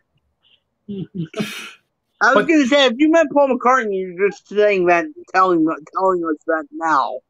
No, I told you a long time ago. Yeah. Ben, we were making the tacos. Oh, I sorry. fry the tacos. He would put the cheese in them. What was that, Brad? Hi, Brad. Sorry to interrupt. It's kind of hard to overlap talking and stuff, but yeah, I was gonna say I'm glad Rachel's here and all of that. But Brad's here, so I'm gonna shut up. Wow. Brad, so I'm gonna go put my stuff away. I'm gonna stay here, but I'm just gonna put some stuff away. Yeah, Brad Robert, I'm going to sign out, but I'm going to continue watching. Okay, well, I have to get back to work. Hey, Steve, before you go. Yeah. Steve, how close are the wildfires to you? Close enough to where the ashes are on the cars, and you open the front door and smell it. But still, that's many, many, many miles away. Yeah. You're not affected at all. But in fact, Jamie and I went out today because I had to get a new external CD drive for my computer. And just driving, you see that haze. Pretty wild. Can you see it at night? Can you see it at night? No, it's far enough away so you can't see it at night. Okay, but it's every time you go out to your car, you say, "Damn, I got to wash my car again." No, it's crazy. Cars are just covered with ash. Wow. It's the constant smell of it. And sometimes when there's like a fire in the distance, and you think, is that a fire or is somebody having a barbecue? No, this is something where you walk out and you go, yeah, that's a fire. Wow. But still, it's still not affecting us whatsoever. If it was, I wouldn't have to worry because any CD that I lost in the fire would probably end up at Beatle Brad's house in his collection. Oh gosh. He has everything. He has everything. But anyway, I enjoy your channel. Day Tripper said he saw Wings in 76. I saw him in Detroit in 76. Where'd you see him? Oh, man. Another person that saw Wings over America. Oh. I didn't see him until 1989. I saw him at Olympia Stadium. Yeah. I will say this. I have a cool family. My Uncle Gary saw Elvis in 1957 in Portland, and my Aunt Lori saw the Beatles in 1965 in LA. Oh, wow. That's really cool. I enjoy your channel, Stephen, by the way. I meant to tell you that, but, you know, I know everybody's chatting. But, yeah, you've got a great channel. Yes. Thank you very much. I enjoy everybody's channel. I'm watching. I'm always watching everybody's stuff. But I'm going to get going. I appreciate you guys. Thank you, Robert. Thank you, Brad. Thank you, Rachel. Thank you, Richie Dolin, and thank you, of course, to our host, Doc Dacus. Yes, thank you for coming. Yay. Yes, you got it. And I will see you guys soon. And stay out of that fire. I will. Bye. Yeah, definitely. For insurance there. Yeah, I was wondering about that. Every time they talk about the fires in California, I think of him. You know, like, gosh, how close is he to that stuff? You know, and shows on the news that they're getting worse, and you know, like, gee, I wonder what Stephen Schnee is doing down there. Ugh, gosh. So That's I guess it's okay. Crazy. So, how are you, Rachel? I'm good, man. I haven't. How are you doing, Rachel? Well, gosh, life's hitting you fast and furious, but it's good. Enjoying things. I'm watching, Doc, you may appreciate this, on YouTube.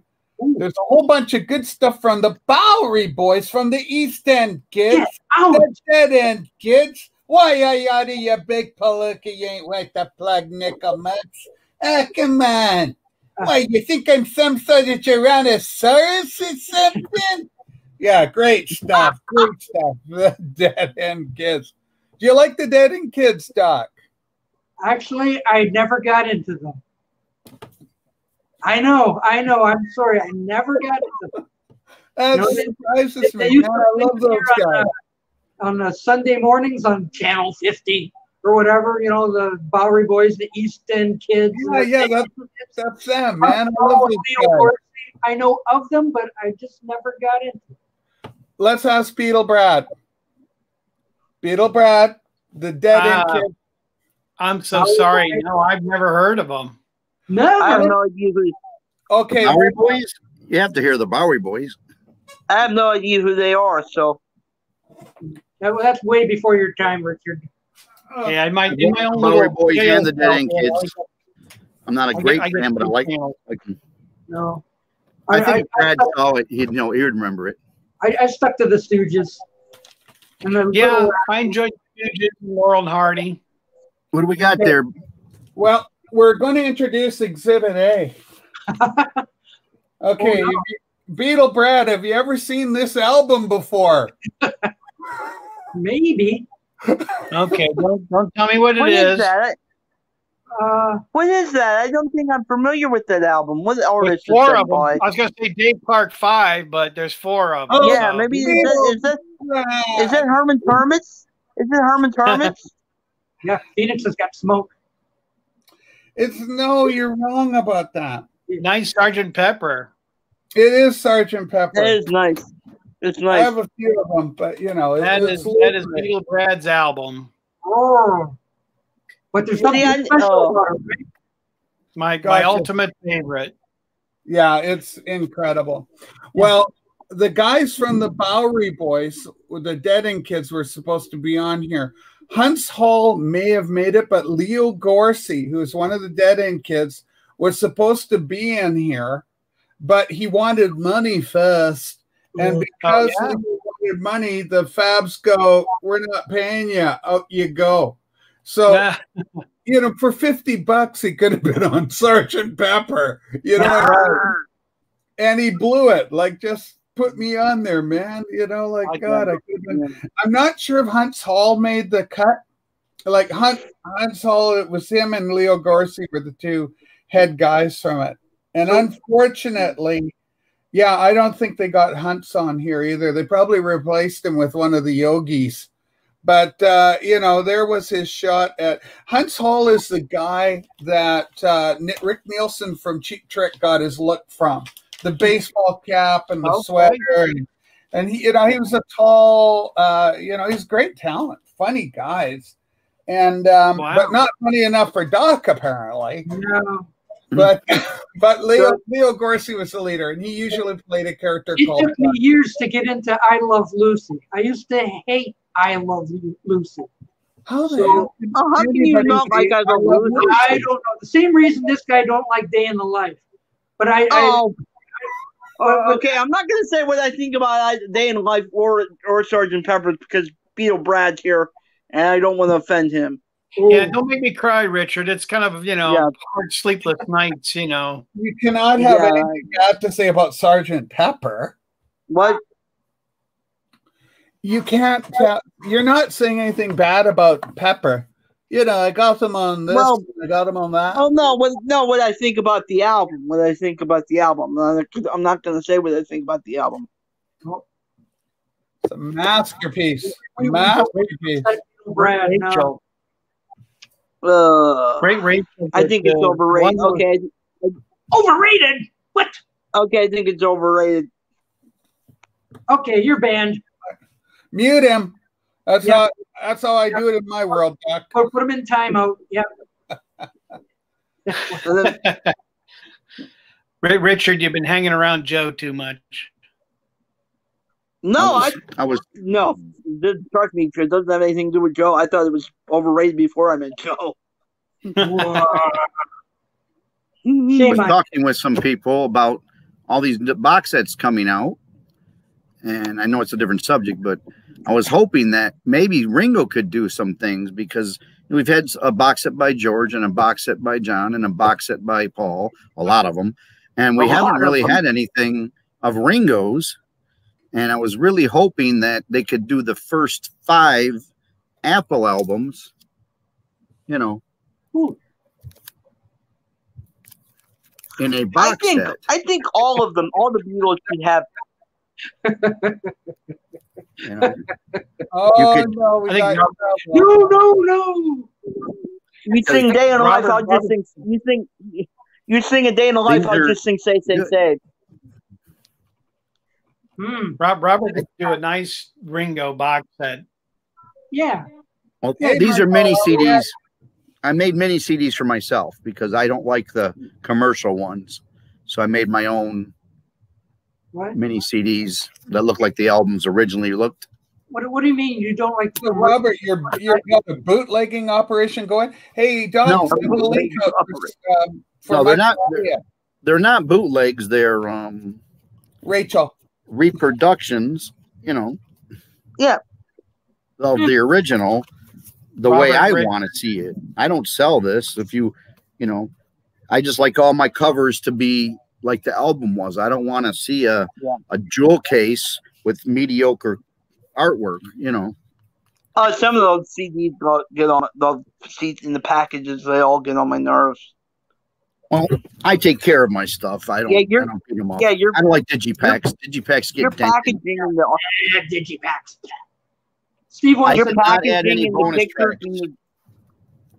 I do not. I wouldn't mind actually having some. I wouldn't mind actually having some of them. You do a great job with them. Look, I made mini CDs for every single one of Ringo's because I don't like the way they're packages. So I kind of did what Robert did. I bought every package series of the Ringo album. If you don't like, did you make any for? Did you make any for McCartney? Of course. Well, McCartney's done some pretty good stuff because you can go to Japan or a lot of his digipack. They're nice. They're nice quality. I haven't remade any McCartney, but I've remade all the Ringos and all the Georges because you can't get Georges in good quality past the first Apple ones. Steve wants to know whether there's jewel case on your CDs. Jewel cases are fine, but to me, it's like it's mediocre because we don't get all the original artwork. I'll make sure I have the poster remade. I'll make sure the back and front are like the original album. Oh, you do the posters and everything too. Well, I try to recreate the roasters if possible. Yes. He wants to know about bonus tracks. I don't add bonus tracks to stuff that I make for myself. But if it came like that on the CD with a bonus track, I would. Yeah, because I've got a. So if you make a Sgt. Pepper's, you're going to try to redo like the original poster and all the. I have made the pepper for collectors with the original inner sleeve recreated, the original cutouts recreated, the original labels and stuff like that, because there's different mixes that aren't available, you know, that somebody might want. Hey, Doc. Hey.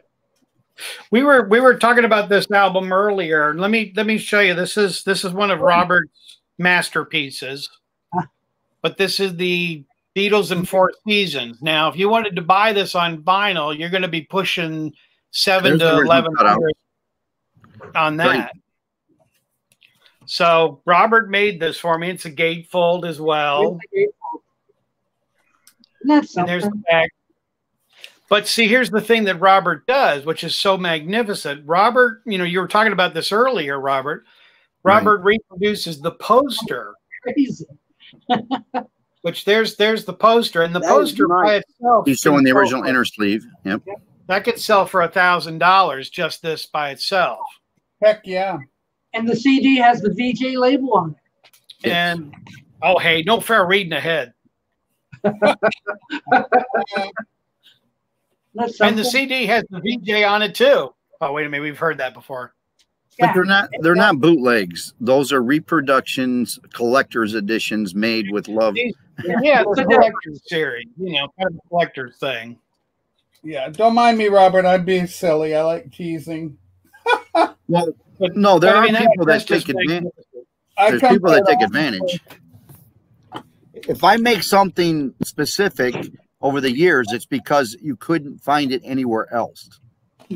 So I mean, Stephen Schnee's talking about it as well. You know, wanting to know about it. You know, that's just beautiful. Another thing that doesn't make it a bootleg is you're not trying to sell it and pass it off as an original. That's for. Well, there's all different. Counterfeit is considered passing off something as an original. A bootleg is something that's not commercially available, maybe an outtakes or whatever. Then a reproduction is something that you know it's not an original, but it's the only way you can afford to get it. So like these, I got a Japanese butcher. I got one. This came out in 86. It's one of the best copies they did. Came out in 1986. It was over at the time, maybe $200-300. And the record reproduced. Huh. They reproduced the inner sleeve. They reproduced everything.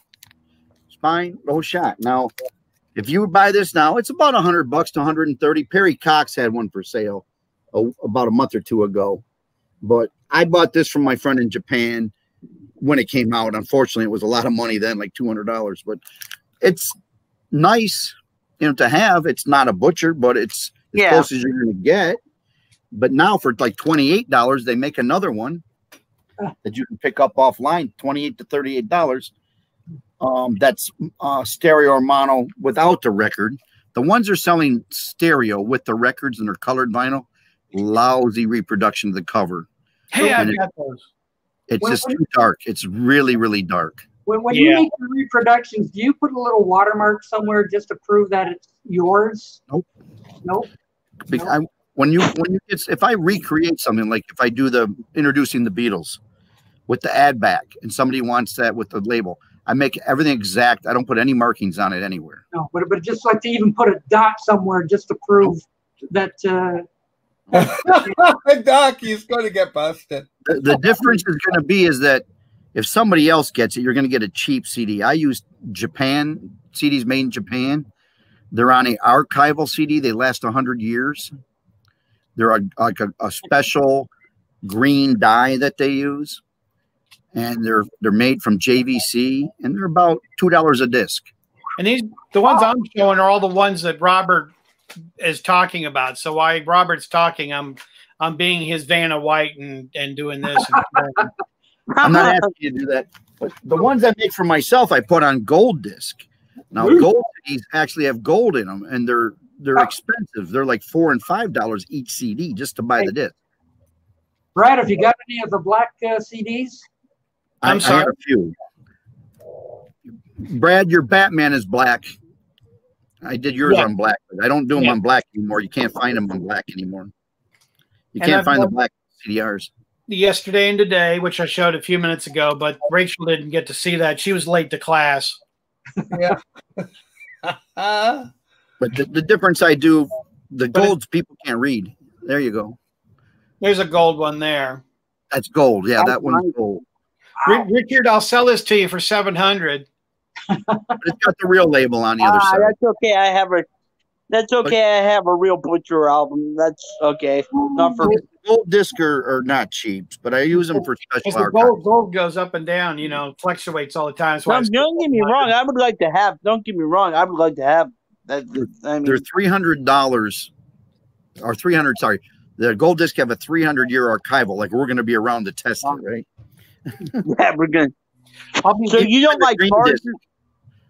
You don't charge for your stuff? No, this is a good one. I'll be listening to this in the nursing home, probably. Yeah.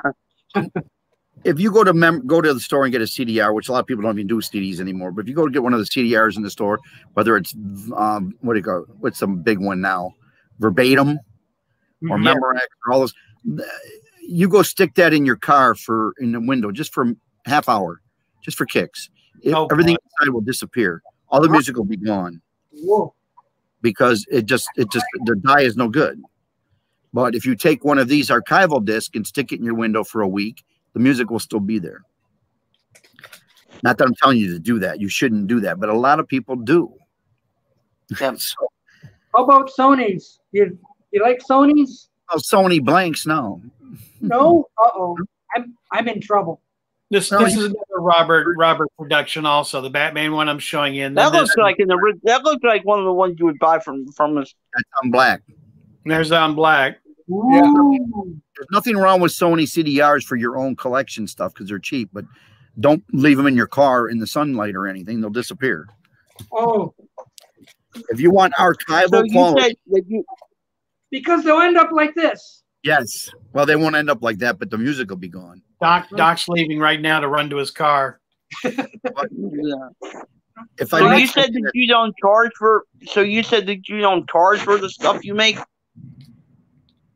I don't charge for the stuff I make when I send somebody a small gift. I'll send them one or two if they like it. If they say, man, I really like that, you know, meet them or please me or whatever, the rear one. Like introducing the Beatles with the ad back. They can't find it. You're never going to find an ad back for $7. You know, I'll make it for the cost of the material and shipping it to you. And then we take. Yeah, no, because I was gonna say. I mean, I would pay you to make some. If you're talking about shipping it to Canada now, I love Canadians, but boy, you guys are nuts with your postage cost. I have my friend Paul. I love sending stuff to Paul, but when I send something to Paul, it takes me $10 to make it and $400 to ship it. Yeah, and it's from your postal to us because you know I get VCLT. Way more from the states to ship to me. Very affordable for me to ship to you guys. Yeah, I just sent out 3 big packages. You know, it cost me $60, but there's like what 3, 6, That's 7, a nice one, Brad. 13 records went out for that.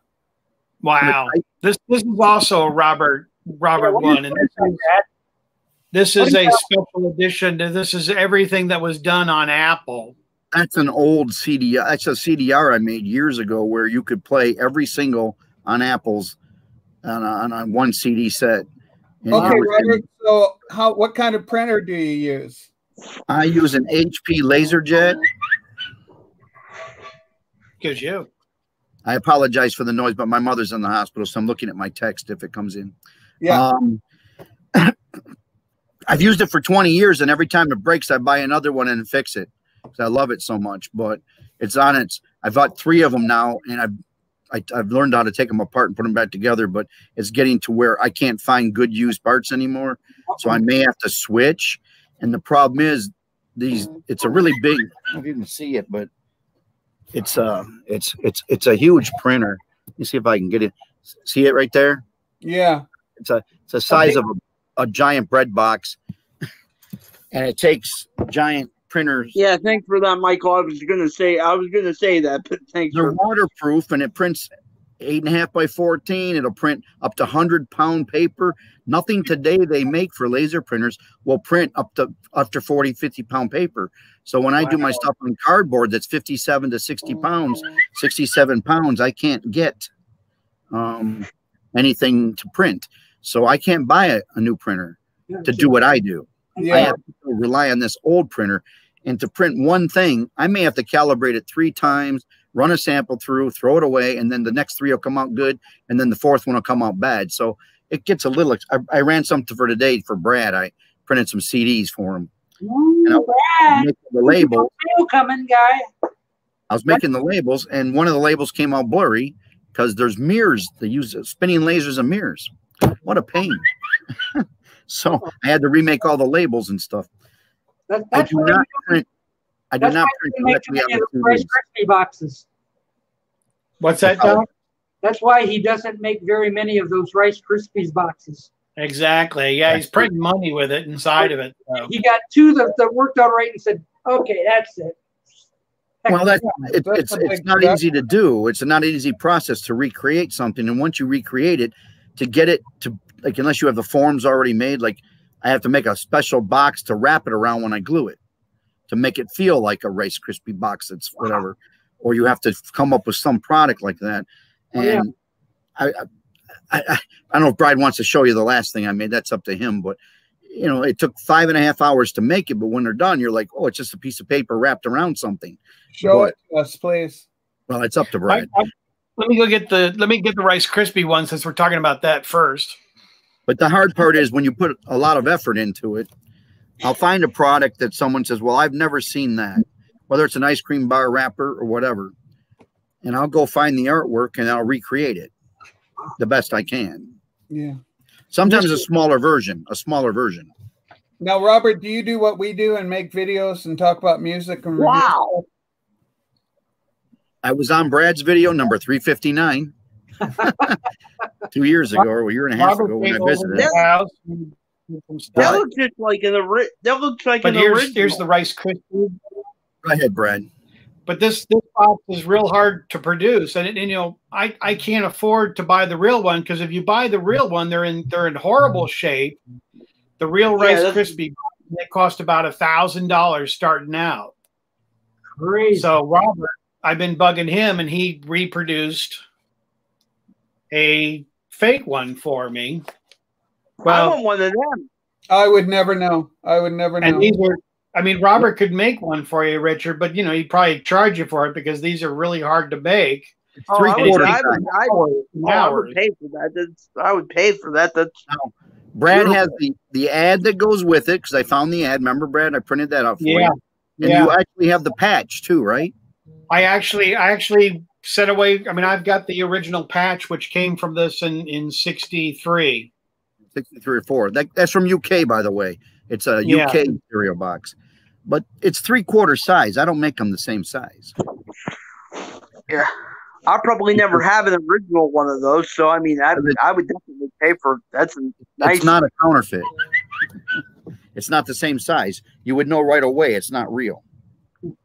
But I mean, Richard, I won't be able to afford it either. I mean, I can't afford to, $1,000 for it myself. But I've got all the other that's a nice little. Hey, Robert, I don't do any videos. I wish I could do videos like you guys, but number one, I have this face, so it doesn't help. Number two, I don't have a wide lens camera. You're on wide lens right now. I'm borrowing my wife's laptop. Number three is I don't have any content outside of my artwork. I really don't know what to tell people. There you go, just your artwork. What am I going to do? Just stuff like what Brad's showing right there. Look at that. Wow. I'd love to teach people to do things, but unless you have the art, because there are some things I like to do that I have taught other people to do over time periods. Like if you want. Rachel, I've got so much stuff coming up this week. I mean, I could do a video every week, but every day, but everybody be tired of me. I mean, they're tired of me now doing 3 a week. No, I don't think I'd never. I don't. I think in terms of content, I just keep pushing my stuff. I having fun, man. I don't worry about anybody else. If you build it, they will come. If you're there every day, it wouldn't bother me or bore me or in any way hinder me from watching and tuning in on your stuff, Brad. You're wonderful. You're a gentleman. You're kind. Yeah.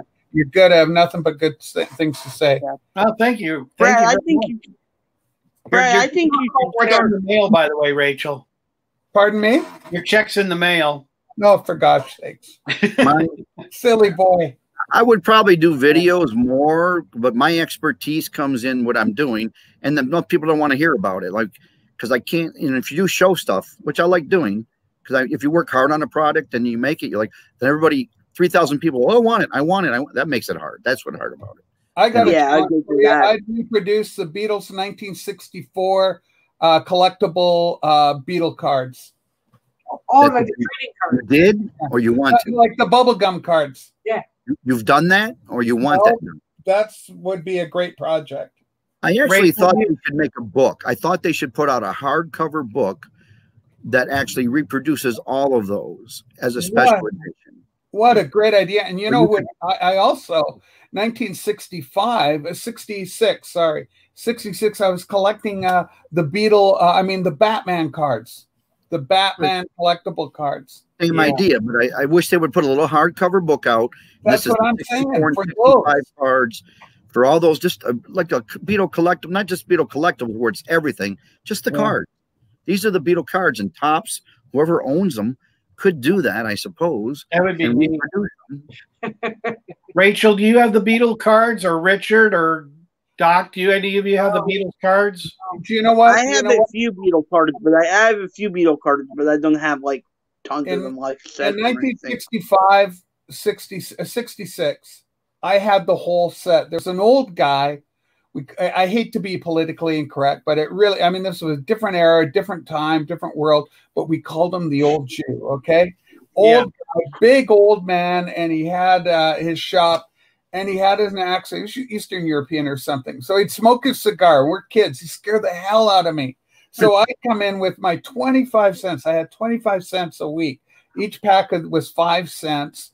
So 25-cent allowance meant I could get 2 comic books, 12 cents each, and then a bubble gum. But occasionally I'd break away from my comic books allowance, and I'd say, I'll get a comic book, but I'm going to get a Batman card. I want Batman.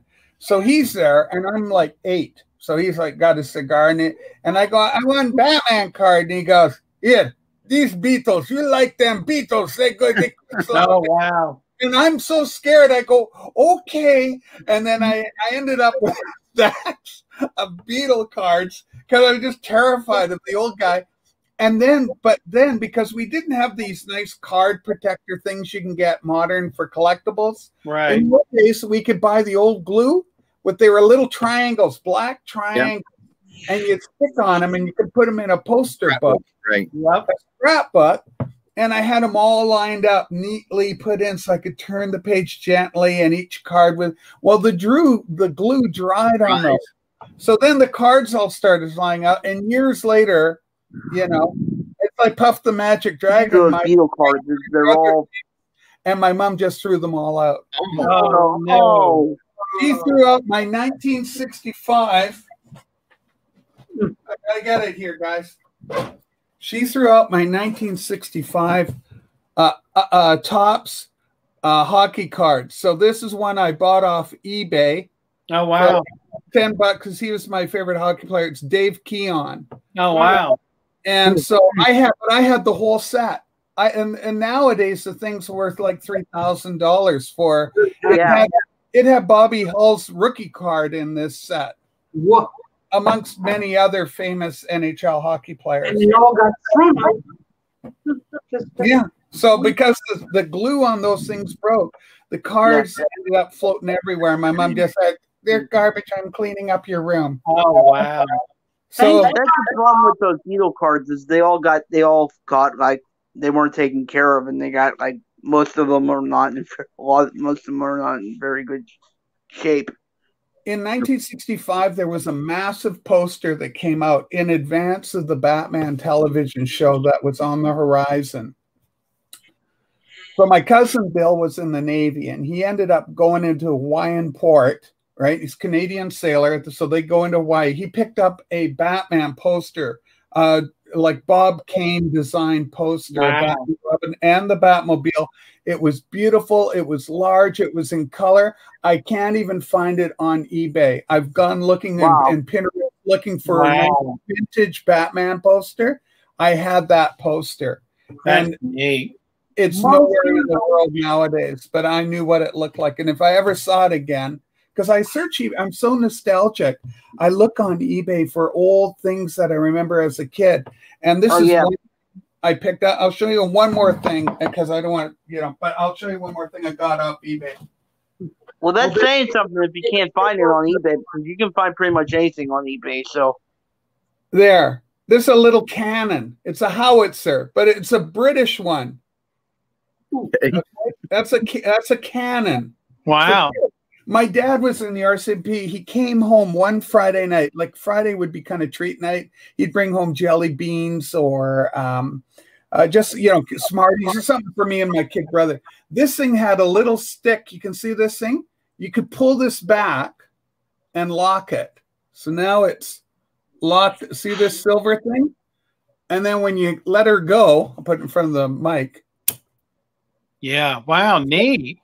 It would launch it shot little bullets, like little shells. So my dad said, "Oh my God, the kid's gonna lose his eye." But being the ingenious lad I was at that time in my life, I grabbed my mom's bobby pins, and then I'd build card forts, and then this thing I'd launch. And Sue, my wife, came in, and I said, "Watch this!" And I put a bobby pin in, just like I did when I was a kid. Went, and pooh! It shot so fast and hard at the wall, and she went, "Oh my God!" So eBay. That's neat. So we're all going to be looking for little cannons now. Yeah, really. But no, yeah, the Beatle cards were great. I've got complete sets, and I've even got some of the mistake cards that didn't make the press. And over there, I've got all the original boxes. And up on the wall behind me, if you can see them, I don't know if you can see them, are the bubblegum wrappers. Yeah. I said it before. What? Yeah, it was the whole packaging and the whole bit. Oh, yeah, they were. And they came in different series. So there was Beatles Series 1, Beatles Series 2, Beatles Series 3. Yeah. We're giving Robert some ideas, And the ones I loved were the black and white cards with the blue pen writing on them. Yeah, second series. Yeah. Well, they do reproduce. I said it before. What is there that you? I said it before. What is there that you don't have, Brad? Is there anything you don't have? There's a few things I don't have, and I could show you one that I just got. If they you're did reproduce all the Beatle bubblegum boxes have been reproduced, so you got to be careful. Do you know what I would do, Robert, too, is try and reproduce ticket stubs. I think that would be incredible, very attractive, and it would be fun, and it's so historic. I'd love to have a Shea Stadium ticket. Now that I'd have to look online, but I know back in the mid-'80s, they found boxes and boxes of unused tickets from South Fork Downs, and they were selling them like you could buy 100 at a time. Oh, my God. Because they were unsold. And our record shop bought some. Well, I think the legendary concerts like Washington, San Francisco Park, Shea, those would be the big ones to get. Hollywood Bowl tickets, incredible. Yeah, I can look online and I can reproduce one. Can always reproduce one. You find it online. Mine are all right there. They're all framed up with all the concert tickets from Candlestick Park, Hollywood Bowl, Chicago, New York. Shea Stadium, Olympia Stadium are the ones I'm talking about. Yeah, sorry, I'm trying it. That's something I want. That's something I want too. I want that for my collection as a concert stub. One of the concert stubs. I don't have a concert stub. That's one of the things. They're fun. Yeah, they're neat. I think Elvis Presley ones would be really interesting too. That one. Don't forget the prices on them would be like $7.50 admission. That would be expensive. I like the ones that say like $2, Yeah. Let me show you this. I just got this the other day, but this is an original from France. And it's the Beatles Hey Jude from France. Wow. That's very, very rare. Never seen it before. It's them, you know. They're. I'm having a hard time with my angle here. Sorry. It's there's their Rolls Royce, and then it's in front of a castle. Yeah. How did you get a Freddie Garrity autograph? Because that had to be pretty hard to find. How'd I get what? A Freddie Garrity autograph. I met him. You met. He meets everybody. Yeah. Yeah, I mean that's how. Oh, yeah, that's how you met. Oh, because a while back I was talking to you. You said you just picked one up. You picked one up. You may forget, but you got to remember that Beatle Brad beat the crap out of Neil Sedaka, the bastard. That's right. That's something I learned from last week. Like, don't trust Neil Sedaka. Forget it. Yeah, don't mention Neil Sedaka around me. Yeah, don't mention Neil Sedaka around me, mister. I love my calendar girl. All right, Robert. I mean, Richard. I'm just kidding. Start sending Richard Sgt. Pepper albums.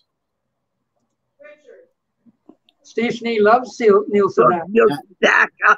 Not to interrupt. I had a Batman story for you, since you like Batman. We love Batman. And my mother threw this away too. And when I was 6 years old, I crossed the street where I shouldn't have, and I got hit by a car doing 40 miles an hour. Oh my gosh! And I didn't hear that story. I was basically bloody from head to toe, and I got in the hospital, and I was there almost a month. And the gentleman that hit me was an old Italian gentleman, and he brought me as a gift to apologize to me a Batman puppet from 1960, because this is 66 when I got hit. I was 6 years old. And I got a Batman puppet and a Nestle's Crunch Bar. That's what I got for being hit by a car. But did you say? I love that Batman puppet because he, so well, thanks for hitting me and breaking all my legs and arms, but he gave me a Batman puppet when both my arms were broke. Well, we're like that. Wow. Robert. But I had that puppet for years, and then my mom, like in your case, decided to clean our rooms when we moved in 1971. I was 11, and she threw away everything. Oh no! A lot of my Beatle stuff. She just said, "We don't need that old puppet. You got it when you were 6." And I'm like, "No, imagine what that puppet might be worth today." Yeah, all that stuff is memorabilia. Unreal. Rachel, I got a good one for you, Rachel. Go ahead, Brad. Okay. You all know Elvis died in 1977, right? Yes. Yeah. So here is uncut tickets from Elvis's concert that was going to be the next month after. Ooh. Yeah, that's incredible. Those are, stuff like that. And those are uncut Elvis tickets. That's cool. You blown his mind again. That's ridiculous. Those are ridiculous. incredibly hard to get. Yeah. I mean, those are real Elvis uncut tickets. I mean, but they look amazing. You have your man cave there, or in your case, it's more like a shrine, Beatles shrine. But just to have that stuff in the wall, it's really amazing. You have your friends there and say, "Holy crap, man! The stuff you got." There's Batman and Crap Man, I guess, but holy moly. That's fun stuff. I mean, Robert came over to the house, and I enjoyed Robert. Robert's a terrific guy. He really is. Robert and I had a lot of fun, and I bored him. I mean, showed him the stuff I had, and So, Brad, I want to come over to your house. Do you have any grails remaining for yourself at this point? Like you go, do you have any grails remaining? Grail, Grail, grails. John Lennon signature? Do you have one? I don't know. Do you have a John Lennon signature? I do. I have a 64 signature of John's, and I have a 63. Wow. Amazing. I also have a Paul 64 and a Paul. Oh. The Paul is, don't show it. I have a 64 Paul with the Beatles. I have all together. And then I have a Paul one from 82. Yeah, see, apart from the Beatles, like some of the vinyl, I've got an OG Beatlemania. interviewing Ron Beaudry, as an audiophile guy, and you know, I was showing him that last night. So I'm really proud of that because it's such a beautiful sounding record. But I got my Beatle plate. That's the only thing. I found the Beatle plate in the old Beatle books. You know, I used to buy up all the Beatle books I could get. The illustrated record, and this thing would appear in some of the, you know, it's way up there in the back, looks very small, but, and this is an English item, but it came out in Beatlemania and all the signatures. But that's the one thing I kind of wanted because it was nostalgic to me. Because when I was 17, 16, and I was Beatle mad, I was there's Beatle Brad, and I was Beatle mad. I had to get all my Beatles stuff. I was buying Japanese pressing. Wow. Your tray's so beautiful, though. I had to get it back in. It's in really good shape. It's like your tray's beautiful, like this one. Oh no! Here it is. That's the one. Wow. But they're beautiful trays. And they are. And they've got all the signatures, which is kind of neat because you can compare the signature there with any potential autograph that you may pick up. Yeah, it's terrific. Yeah. I got my tray in a garage sale around the block for $10. Wow. Yeah. Yeah. See, and I had to wait, you know, 40 years from back even in the 70s when I was really, you know, I knew what they were. And so a lady in town was selling one in the local used newspaper kind of thing, the virtual thing. I went online and said, holy crap, she's got a Beatle tray. So she knew what it was worth, right? And she goes, I'm giving it to you. She goes, tell me why you want this thing. And then I told her, it's nostalgic. Oh my God. I'm nostalgic. Cool. You can have it for 50 because she could have gotten more for it. I sold mine for 75 about 10 years ago. I don't know if that's good or bad, but that's what I sold it for. I don't have one yet. I don't have one yet. I think because of the internet, a lot of this stuff, like, you know, my little Canon, which I would never have been able to get again, you know, I can get items like this, or, you know, hockey cards. Say I was from Pittsburgh, say, for example, but I'd moved out of state and my team isn't as popular, say, in Wisconsin as it is in Pittsburgh. And I can get these items because of the internet. It allows us to access things we could not get before. I used to have a lot more memorabilia, but now I just collect music itself, about 100 albums and about 2,200 CDs, because I don't really collect collectibles anymore. Because I had them for years. I did start a collection of yesterday and today label variations last year and the year before, and I'm buying all of those I could find. And the one that eludes me, I put a bid in for it for about 750, and it went for 900. And unfortunately, it's worth about 3,000. I should have bid more. Is the red Target label? Oh yes, American. You can get them in Canada.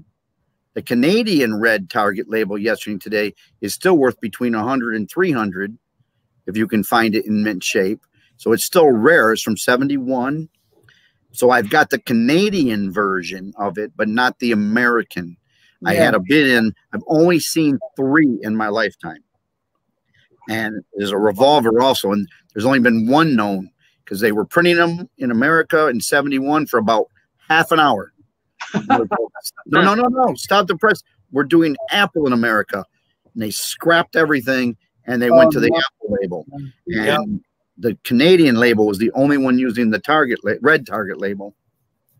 So they think maybe up to 100 got out, but they're not sure. But only 3 have been found. And there was one for auction a year and a half ago, and I'm telling my wife, should I bid more? Should I bid? Because, you know, you got to spend $1,000 more. You don't want to. I figured, well, I'll put 750, and I lost by, you know. Yeah. And here's the other thing at my age now, in terms of investment and collectibles. If I was 20, there'd be things I'd be looking for. Now I'm thinking, you know, I've got, you know, if I'm lucky, you know, we can be big headed and say I'm going to last 10 years. You did sound like Pete Best, does she? You know, Pete forever, Ringo never. But you know, I like my the vinyl. I'm having fun, but my son loves the music, so I've got somebody who's 30 years younger than me that can enjoy the music, right? Yeah. And my daughters do, But I send some of my stuff out to people I've met on the YouTubes and things, because I said they're going to enjoy it more than I'm going to enjoy it, or longer. I sent one of my Pete Best autographs to Brad. I sent another one to Rachel, not this Rachel, unfortunately, but I had another one I sent out to Record Rachel, if you know who she is. I do know. Yes. I sent one to her because I had met him in 93 or 5. I can't remember now, in Troy, Michigan, and he signed them both for me.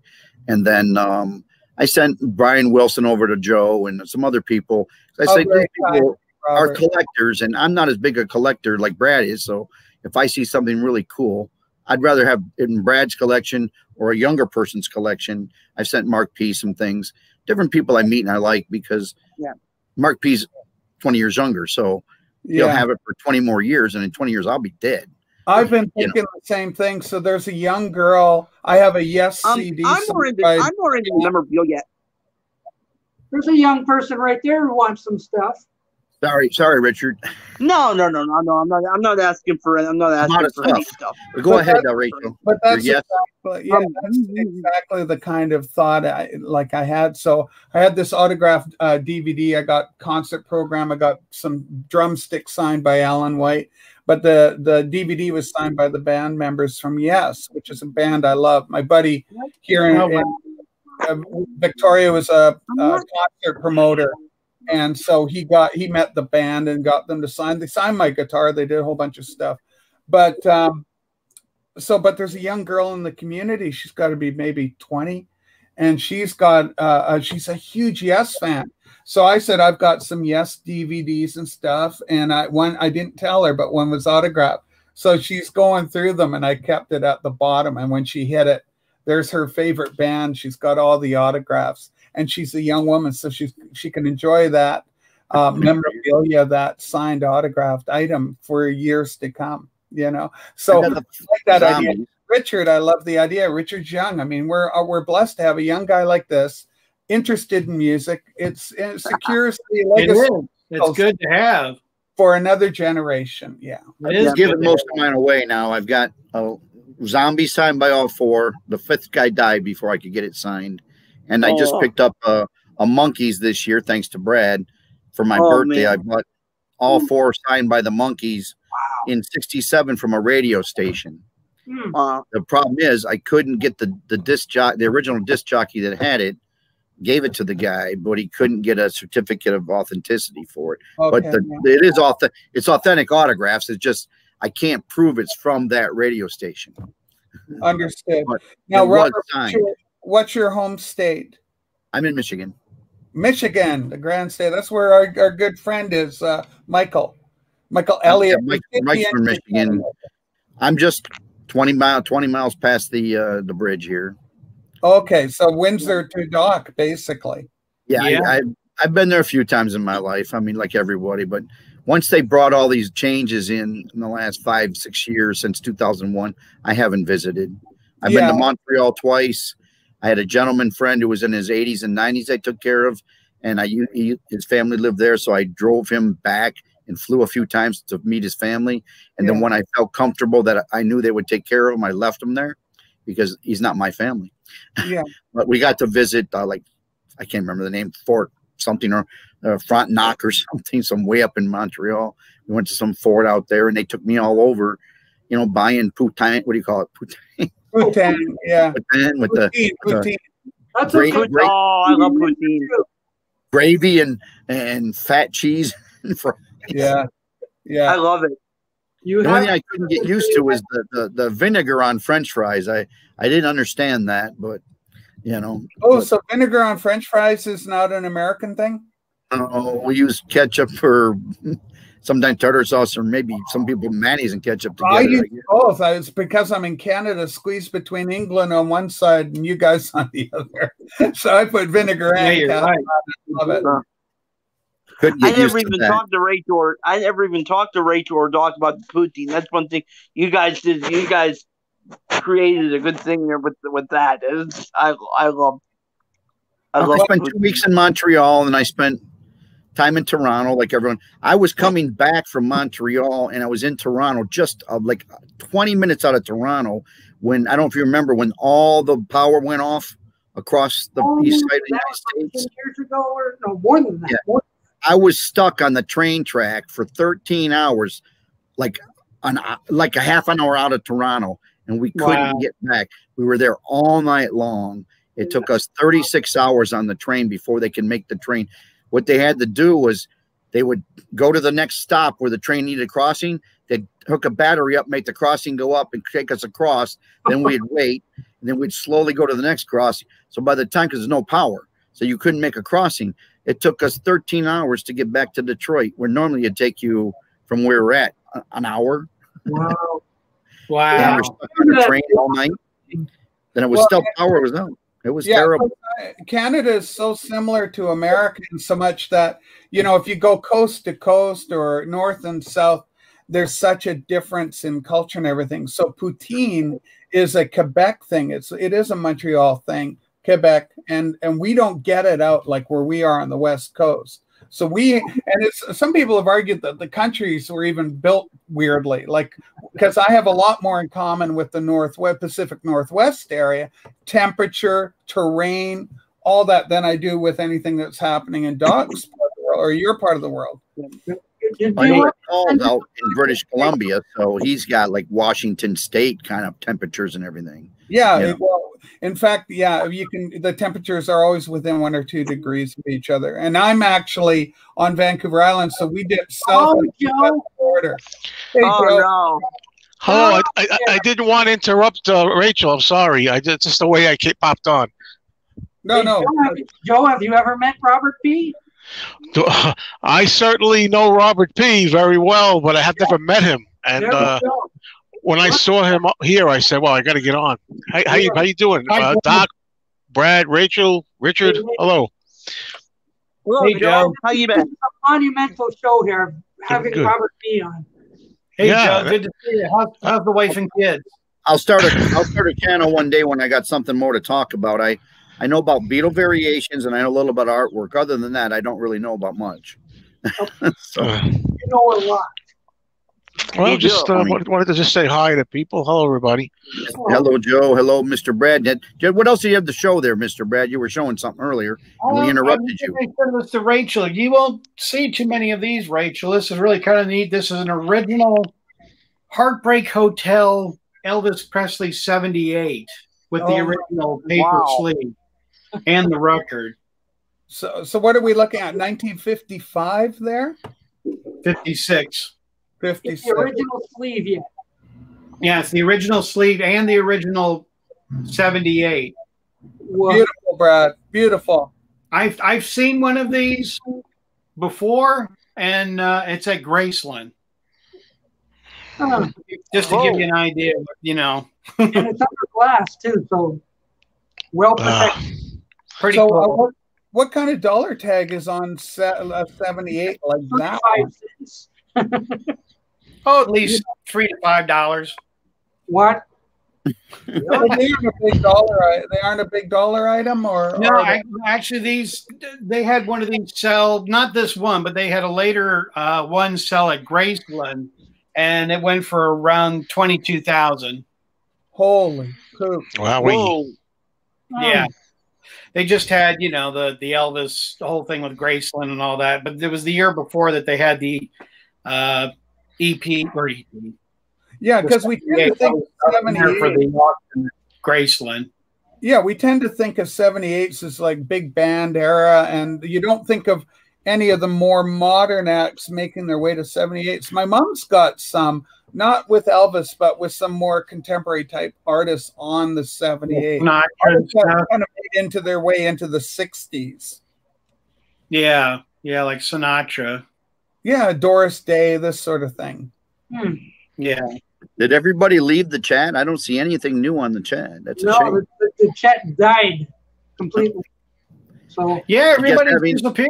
You know, having Robert P on for the first time killed it. No, not at all. No, it's a real honor to be here with Robert P. I'm glad to be able to have him on here. You're in my 2,200 square foot basement that's empty. Yeah, right. Oh wow! I've got children's toys. Children's toys. but not much I'll there. show you, I see you guys' collections all the time. I'll show you my wall. Yeah. I just have some Beatle records and other groups that I like go across the wall. Yeah. So Nice I got like stuff. 20 of them. So it's represents some of the groups I like. And then if I step back, Oh, that's attractive. I like that. that's all of my 2200 CDs in there somewhere, and my box sets. And I don't have many albums though. I don't know if you can see it, but Yeah, yes, Robert. Didn't you send me a picture? I believe. I think I remember getting a picture of your stuff, or at the time. Right. And then That's great. I'm sorry about the mess. My grandson takes over the rest of the room, as you can see. My grandson owns everything. Oh, I love And it. You need to That's my original. the music on. That's my Beatle mirror I got when I was 16 at one of those fairs. You know, Yeah, I had that same mirror. I had it in 1979, 8 or 9 or something like that. 77, that's maybe. Yeah, I don't have it anymore. play some solos, and then I got my some butchers here. I was going through. I'm going to sell one of my butcher covers, and then just some other albums.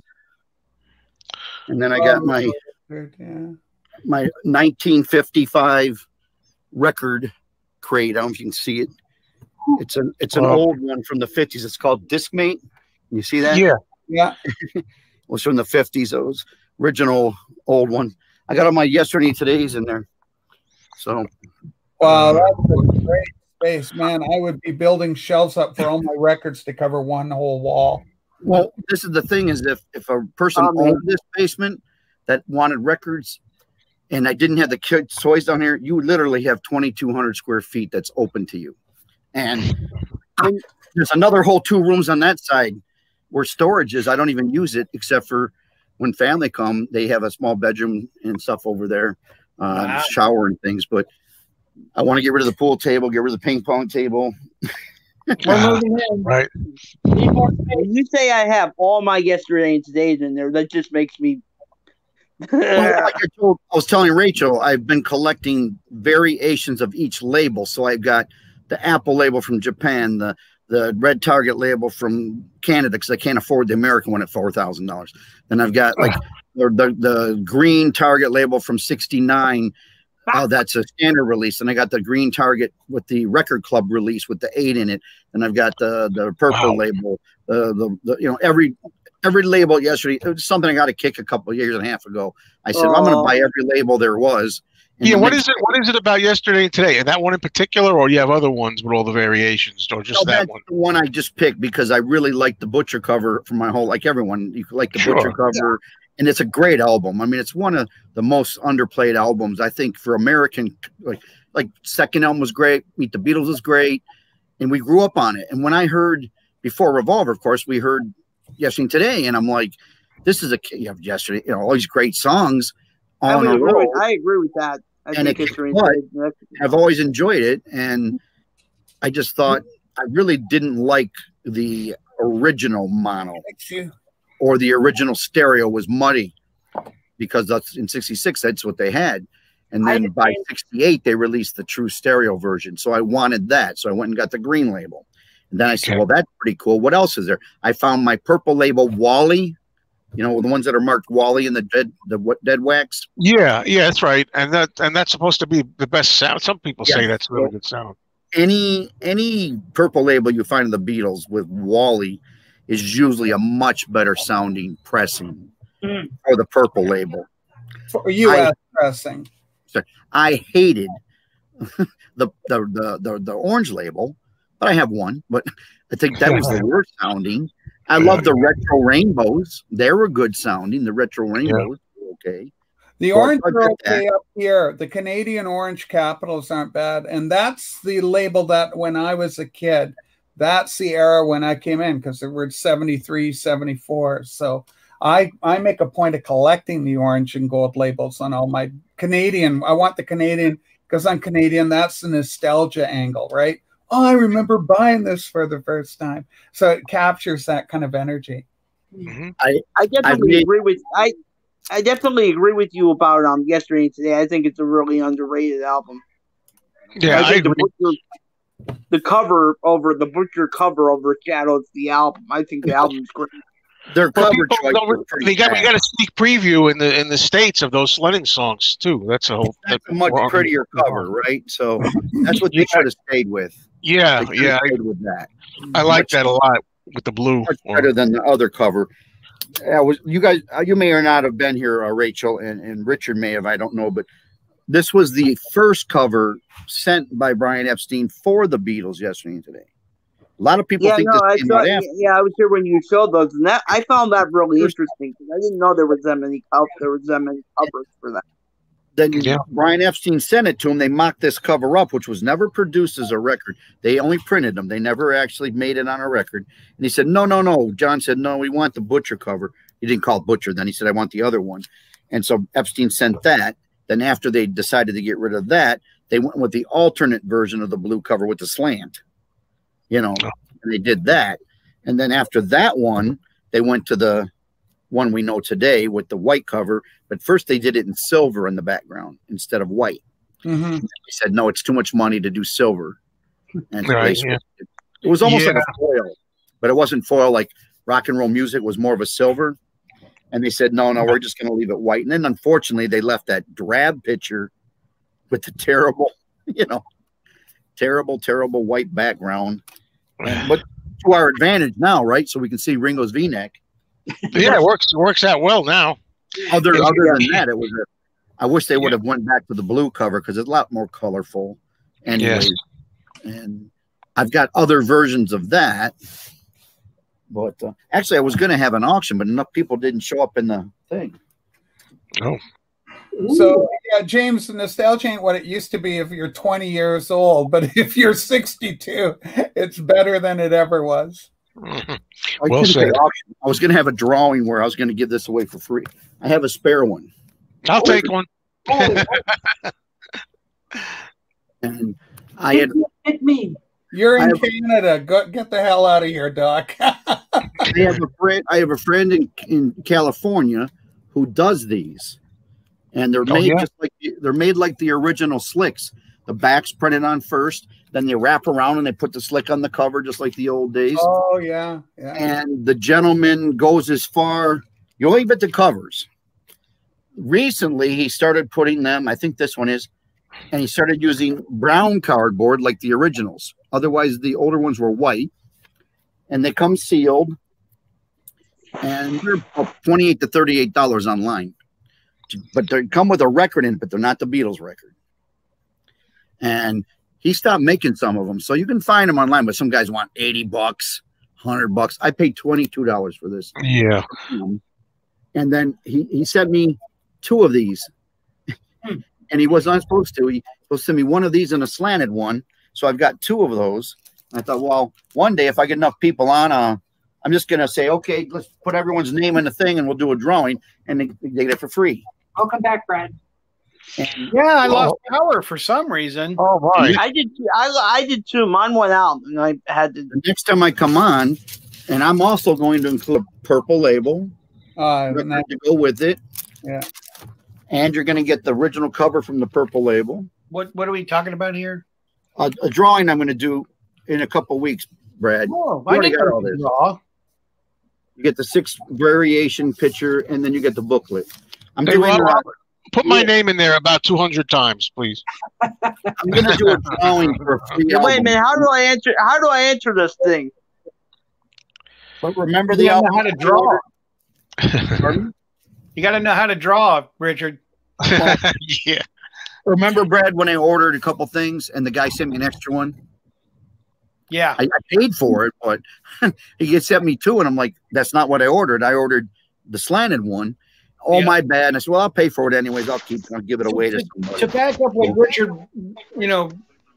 what Robert was talking about. Oh, we lost Richard. I was getting ready to say Richard. But when Robert was talking about it. Wait one minute. I'll call you right back. I kind of helped out in making him go broke getting these. I kind of instigated the financial disaster for you and your wife, didn't I?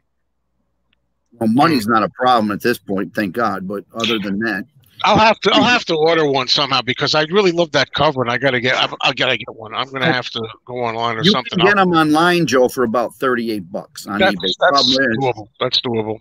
But Thank you. The record that's inside is just a record of anybody's to give it the feel. It comes sealed, but they throw a record of anybody in it just to give you that feel. It's meant, and then you open it and put your own record in. I've got the same one, but my record is Richard singing on it, so that's my. Oh record. yeah, that's good. I was hoping mine would have Kanye West in it, possibly, but yeah, well, maybe Rachel's singing on it. You know, you never know. You know. You know. By the way, Brad, I want to say again, I love. You know, first time you debuted that shirt was at the Fest for Beatles fans. Yeah. I really love that shirt. Thank you. Yeah, Joe and I had a good time with this. See us. Hey, Joe, I got a question for me, Mr. Mayo. Vinyl Richie sporting his Mean Mr. Mayo T-shirt. Oh, that's cool. Yeah, it's classic. It's he does. Yeah. I mean, he's got 3,000 plus subs or so, and he's got the Mean Mr. Mayo shirt. It's classic. Hey, whatever floats your boat, I always say. Yeah. Hello, James. Hello, Mason, and all these other people. Thanks for joining. Yeah, I dominate the time, but I had 2 more to show, if you don't mind. I don't know. I have 2 more records to show you. One is this one. This is the alternate other version. Oh yeah, okay. It's called the slanted I got version. a good look at that. Now that came out after the butcher cover. They thought of this. They went back to the blue design and they did this, and they said, "Nah, we don't like it." And so they went to the white one. But I still like the blue design better. And I bought that. And that's the one I showed you. That's the promotional poster for it. Oh, wow. Brad's got one. I bought that. Mine's the poster. Robert's got the album. Mine's the poster, promotional poster. Here's one you won't see. Here's one you won't see. And I paid about 110, a little too much for this one. This is a record club issue. See that? Yeah. Oh, yeah. The record it's got the 3 stripes. See in the back? I don't know if you can see the 3 stripes. Yeah, I got it. It's somebody's intuition. They decided to make a butcher cover with the IRA sticker. Oh wait, the IRA sticker, which has never been on the butcher cover except for the Yesterday and Today, on the version from the record club, and then it actually has a real record club green Target label with it. That's probably worth $50 on its own because it's in mint shape. So the gentleman who put this together, that's cool. He made it himself. Wow. You know, it's a wraparound cover. It's got the what do you call it? I can't even. I'm not used to cameras like you guys. It's got the spine writing. It's got everything. But I saw it, and I've never seen another one since ever. And Brad helped me find this, and I went crazy when I went to bid for it, and I overbid. But you won. I've never seen wrong side. I've never seen one with the IRA sticker, which I hate on any Beatles album. I'm glad you got it. I think it's great. I think it's really ruined. Every time I see that on a Beatles album, it cringes me. They ruined all their album covers. Yeah, I'm not wild about that either. Plus, you know, it's a later pressing usually, you know. Well, this is definitely later pressing, but someone made this. But I thought that's pretty cool. So I got it because it had the original record club issue from '68, and that's why I bought it. Yeah. If you ever want to have the inclination to write a book, you could actually do a book, The History of the Beatles Butcher Cover. It would actually sell because the butcher cover has such a mystique about it. And you could do. You're right, Rachel. He could do it, couldn't he? Yeah, it'd be a great coffee table book. I got a lot of information from those alternate. They are better than the white, and there's no doubt about it. I got a lot of information from a gentleman who wrote a book called Every Little Thing, Mitch McGeary, back in the 80s. And he was a friend of mine for years, and he's still online. And he got all the original negatives from Queen's litho for the butcher cover, the 4 color separations. He bought them along with the other stuff you saw. And he was able to reproduce some posters and things. And because of that, he paid like 40 grand at the time, which was a lot of money back in the 80s compared to today. It's like maybe 60 or 70 grand today. Yeah. And he bought all those, and then he reproduced the butcher cover in the best quality ever in a poster. And then people have been using that poster to reproduce their stuff. Yeah. So, the resolution was so good. Well, I don't mean to interrupt, but my cell block just opened up and they're lining up from the prison for dinner. So I don't want to be late. Yeah, well, it was good to see you briefly anyway, Brad. Yeah, great to see you in years. Thank you, Doc, for letting me be a part of your bar mitzvah. Yes, a very special episode here. So thanks for coming. Brad. Yeah, nice a bagel. Have a good dinner. Yeah, good to see y'all. Y'all take care. Love you. I don't want to dominate time, but I wanted to make one thing clear with some people who might be online and interested. I see Steven's still online. On Matt Street's last video he did with those stereo outtakes or stereo remixes. If you saw that, yeah, I put a link on his site that Steven had sent me earlier in June, where you can download all of those for free. Ooh. You don't have to spend $50 or $60 each of those CDs. Yeah, that's a lot, 50, 60, but well, they are. You go online, and the Japanese have grabbed a hold of them, and between Lord Reith and the Smear Spock stuff, they got a hold of them in Japan and started producing their own CDs. But you can download most of that stuff for free.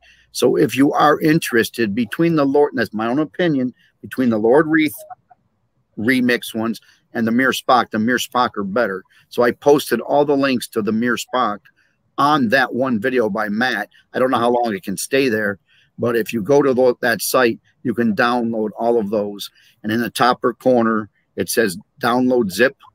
You can download the zip file, keep it on your computer, listen to it, or burn CDs from the FLAC once you know how to do that, if you do know how to do that. And it comes out perfect quality, 44,000, 16-bit, the whole thing. Real stereo, not just vocals on one side. Oh, what's nice about the Please Please Me in that, you get the center vocals with John, and then you get the instruments on both vocals like it is on the regular stereo issue. But then when the harmony vocal comes in, and they go, ooh, wah, ooh, you get the left and the right coming in too. So you get a whole stereo spectrum, where the ones that Matt had gotten were by a guy named Lord Reith or whatever, R-E-I-T-H. He did his just centered, where Mir Spock did center and harmonies on the side. So to me, it's a much better mix. And I just felt bad because people were looking online and they're seeing they're $49 a disc or $70 a disc, or even online they're $23 from Japan, but by the time you pay shipping, it's $50. Yeah, and they're all like anyway. So well, they're silver CDs. They've done a great job. They're worth having if you want silver CDs, but are they worth $50 a piece? So I say no. So yeah.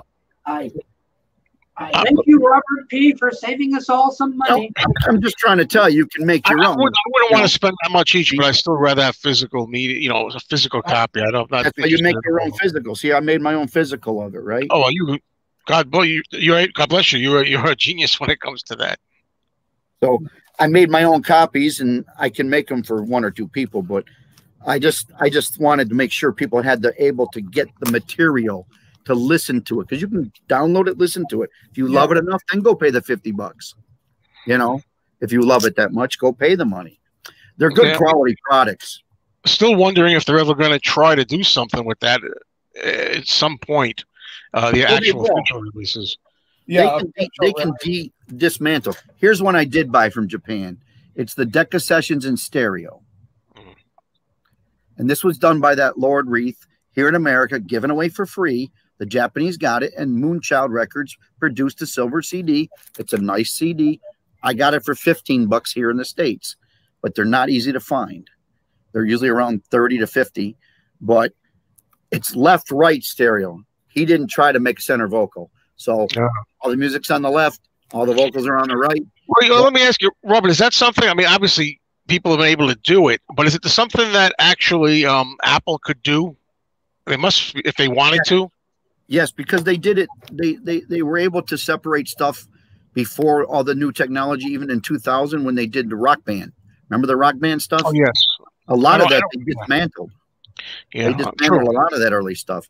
And now there's programs that will help dismantle, Yes, I do have my own Get Back Session CDs. I've got 83 of them. What are you referring to? Oh, 83. Whoa. The actual Get Back, though, yes, I have that. The one that everyone knows or likes anyway. That's this one. Everyone's kind of used to this version. Yeah. You know, that's standard. But I wish they would redo this in vinyl. Maybe with the Let It Be, we'll get an actual, you know, John Glenn's issue on vinyl would be nice. Oh, get a bonus disc. Where there's, like a regular vinyl would be beautiful.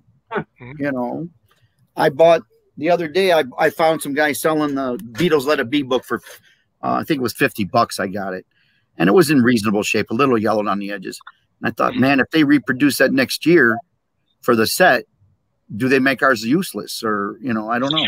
But that's my own pet peeve. But, you know, a lot of people want it to be reproduced. Me personally, I think that's what makes it original so much fun and collectible. You know, make it a hardbound, then it'll be different from the original. There you go. It's not out of the realm of possibility. And that was a good idea. Or yes. three-quarter size or something. Make it slightly different. Do something different. Like, you know, when they put out the Christmas messages on the discs that they put out, it was different. Something different from the original. Nice. Yeah. So it was a shame that cost so much, though. That was too much money. Yeah, it was expensive. Yeah. I do like it. They did a great job. It's beautiful. And I sent Joe a CD that I made of those. That was transferred from the vinyl, because that's what I like to do. Take the vinyl, transfer it to CD that's not available, and then make something out of it, like these that you can transfer yourself. That way you can hear it in better shape. So these stereo ones are worth picking up if you want to hear it slightly different. I don't know if it's that much better than I have the first disc of the BBC sessions in stereo. They did a great job on those. The Lord Wreath, but I've only found the first disc. I'm still trying to find the second disc because they put them up for like 3-6 months and then they take them down. The actual collectors, they're the beat leg zone. Remember, and you know the Hoffman page. You know those pages with Steve Hoffman. They always have links in there for people if you join those groups where they put it up for free and they don't want people to sell it. That's why I don't sell that stuff. If I got it for free, I'll put it up for free. So right now, if you go to Matt's site, download it all for free. I don't want people, you know, spending money that they don't have to. Spend it on the good stuff. But if you really want physical copy, go to Disc Japan and get them. I got a Beatles story about the BBC sessions.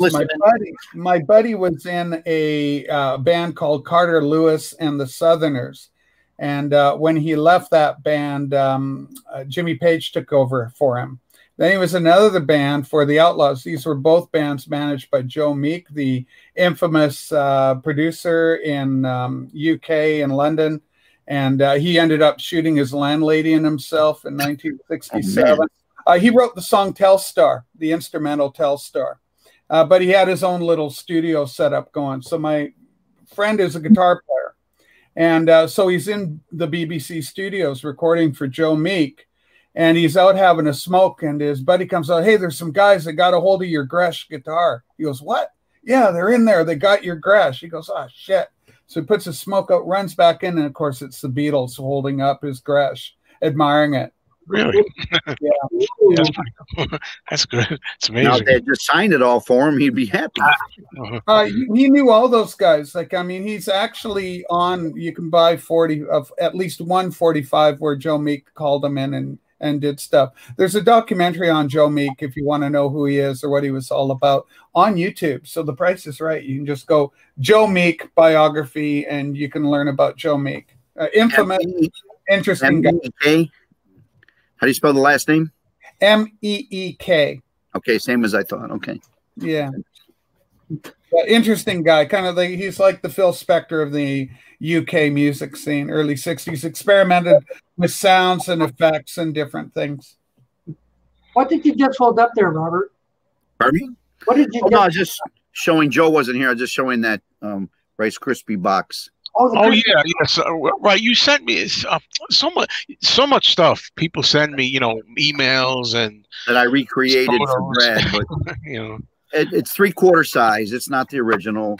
They're a pain in the butt, so I'm not making them for nobody. Yeah, I got you. And I think Brad showed one. I only gave it to Brad. This is my first prototype. I keep it just to because sometimes people are interested. But there's a place if you want to do any good artwork, and if you want to join, it's free. But Heritage Auctions out of Texas, I joined them years ago, and they always have really cool Beatle stuff for sale. Way more than you want to spend. Trust me. They'll take a $1,000 item you get from eBay and they'll make it 3,000. I don't know how they do it, but they do it. It's like Sotheby's, right? But to sell those items, they always have really good scans. I mean, beautiful scans sometimes. So a lot of times, if I need good artwork of a product, I can go there and I just join. You know, it's like just sign up, and I can go search Beatles, and I see. I don't care if it's a poster, an old Mattel's card game, whatever. They've got beautiful scans. So I've reproduced just for fun, like the mobile pictures. Did I have one here of the Beatles? Where is it? Man, I'm trying to find. I just did a whole bunch of stuff. They had like advertisements and things they used to do in the newspapers and things like that. And I would reproduce them just for myself. And because you can get the scans and then print them on nice cardboard and stuff and make advertisements and all that stuff for the cereal boxes. I got that cereal box off of there. Some guy had a flattened out cereal box he was selling for $800, but he had beautiful scans. So I got the scans and recreated the cereal box from the scans. You saved yourself $800. No. Is that how I wound up getting a fake Love's soap box? Yep, that's what they do. They go and they find a real one. The artwork is so good that you can actually try to reproduce it and then sell it. Except for the perforated. I want the originals. I understand. Don't make it too good that you can't tell the difference. People own a fake, you know. This is the difference. This is 3/4 size. Anything I produce smaller than the original. This is true. This is true. Because I have something else. I can't really show it because I sent it to Brad. He wants to show it, but I did something else that was special just for him because I really don't want to. I hate to sell stuff to people because then they get it and they go, "Well, this is just paper. I'm not paying for this is just paper glued over foam." Robert, you're an artist. Paper glued over foam. What are you going to do? You know, came out in '64 in UK. This is from UK. You couldn't get this in America. They didn't have this in America. But so you can have the patch. You got the patch, Joe? Yeah, you got the little patch? Yeah, the Beatles black. Yeah, there's the patch, and then there was an advertisement, and then was the box. So you can go to Heritage. You can print the box. You can print the ad. You can print everything that went with it. You know, and then if you have time, you do something like that. But so, Robert, the last thing I printed. Yes. You're an artist? Yes. You're an artist. What school? What are your influences? What is your medium? Well, my grandfather was a commercial artist, and I followed in his footsteps. I did printing and trades industry as a kid. So I took printing classes on the old offset prints. And so I used to know how to use Robinson Meteor cameras and all kinds of stuff to make artwork. And then, of course, when computers came along, I went into Photoshop and learned all that. As much as I could. I know that a lot of I need to learn. And then over the years, I've just produced artwork by scanning in the original albums or whatever, recreating the text if that wasn't clear enough, and then tried to put it back together so it looks like the Batman CDs I've made or whatever I've made are from the original work. Same with the albums, because I don't want to fool anyone. I'm just saying this is a reproduction. Yeah, I'll do a flash buy. Just don't tell Brad. Ready? Really slow. Oh, there it is. There it is. There it is. Anyway, I think I recognize that particular item took me 5.5 hours to recreate. It wasn't. Hey, it sounds like a lot of time, but it's not really. But when you're sitting there doing each line of text, because I got a good photograph, but it was blurry on all the edges. You got me all motivated to go over on eBay again and look at old nostalgic things. You know, there's a couple old books as a kid I had and I've managed to buy those off eBay. And I'm always thinking, oh, I remember that. You know, it's just kind of piecing pieces of your childhood and different things that you encountered. That's what we're doing. There's a yellow submarine Rice Krispie box he wants that Brad asked me to make. I can't find the artwork well enough anywhere. Otherwise, I would do it, but I can't. I mean, it's only some things you can't recreate on your own, you know. Did you guys have shreddies in the United States? Yes. What? Your mother called shredded wheat or something, but yeah, we had something similar. Yes. Shreddies is different. It's like wheat kicks. No, they're like wheat thins. Wheat kicks. Wheat Like kicks. Biscuits or wheat kicks. Yeah. Wheat kicks, they're like that. Yeah, they were a little Beatle Brad? kind of wheat grain cereal, but they were, you know, they were kids' things. And they used to have the monkey rings, like with the guitar and the logo with monkeys, and you know, the band. And they were plastic. So I remember you could collect them out of the boxes. Because, you know, cereal, they're always throwing stuff in there to make the kids buy them. Hey, I want this cereal. I got to get my monkey ring. Well, I was telling Brad a story that when I was young, about 5 years old, they had the Woody Woodpecker. It was a plastic bowl that looked like a log, a mug, and spoons you could order online for 60 cents, right? And I found the ad for it and reprinted it. And then my grandmother had a set of 4. And we used them all through my childhood, you know, from when I was 10, 5, 6, 7, 8, 9, 10, 12 years old, because I was born in 60. And when I was 6, and I went to my aunt's house in California like 2 years ago, and there they are. I'm like, hey, you got all this stuff. Why do you got them all?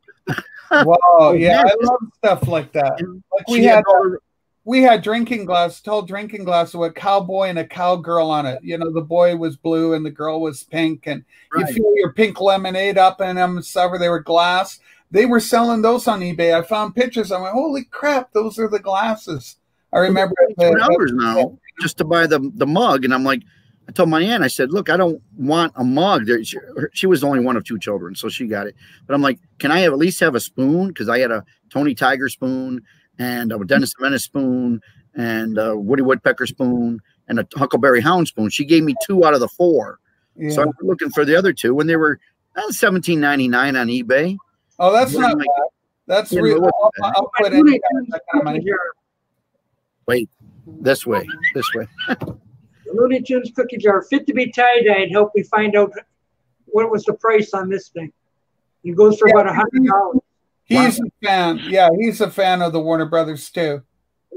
The difference now, though, is that when they come out with a new Beatle mug or something, 1,000 people buy it, so it's not as collectible. But back in the 60s, you would buy that thing for 60 cents, and most people would destroy it or it would get lost or ruined. So now when you find them, they're worth some money. That's right.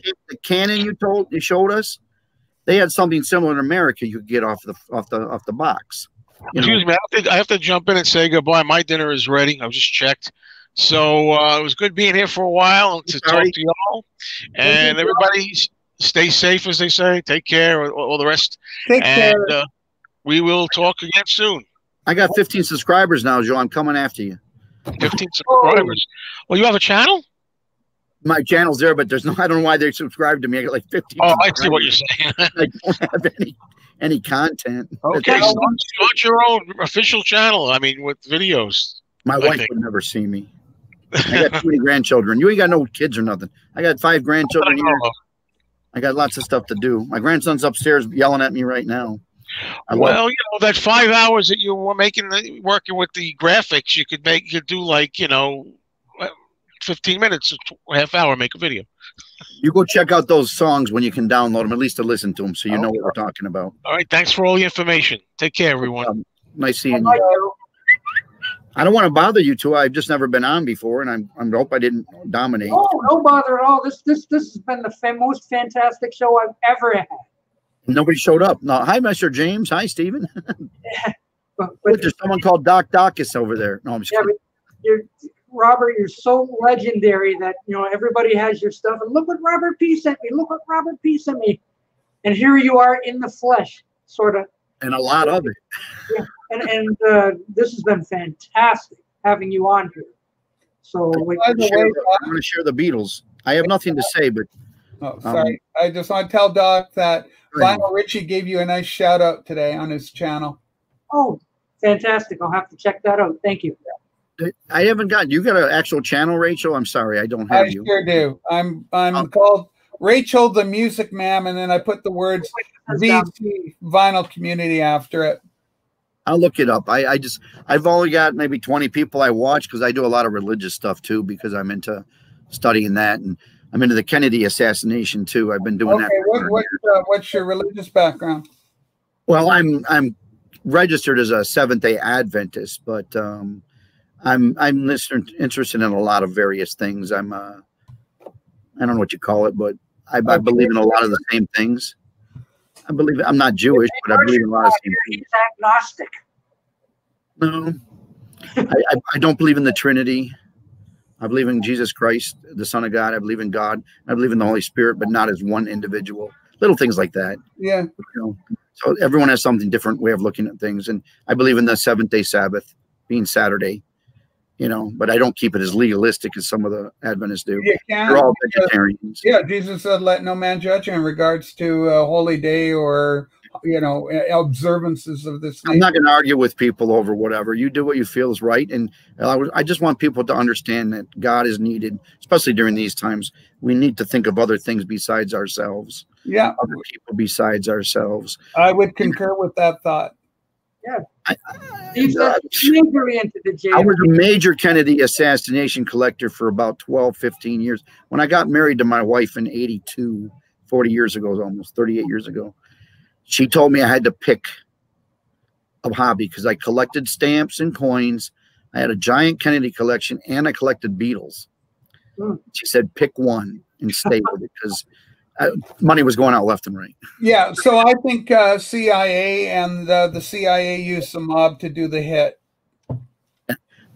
Not necessarily a conspiracy theory. I just like all the theories, and I studied it for years. And all my family came from Texas. Yeah. And to make a long story short, my aunt was at the hospital as a nurse when they brought Kennedy in, and she saved part of the corner of the bedspread. That's at North Memorial Hospital. They cut it all up after he died. Yeah. And I inherited that along with many other things that she gave me that she collected when I was like 8. And Jesse Curry, the police chief, was one of her best friends. And we got in contact when I was a young man. And we stayed friends until he died. And he sent me autopsy photographs of Oswald. He sent me hundreds of things. And I sold my collection in 82 for $20,000.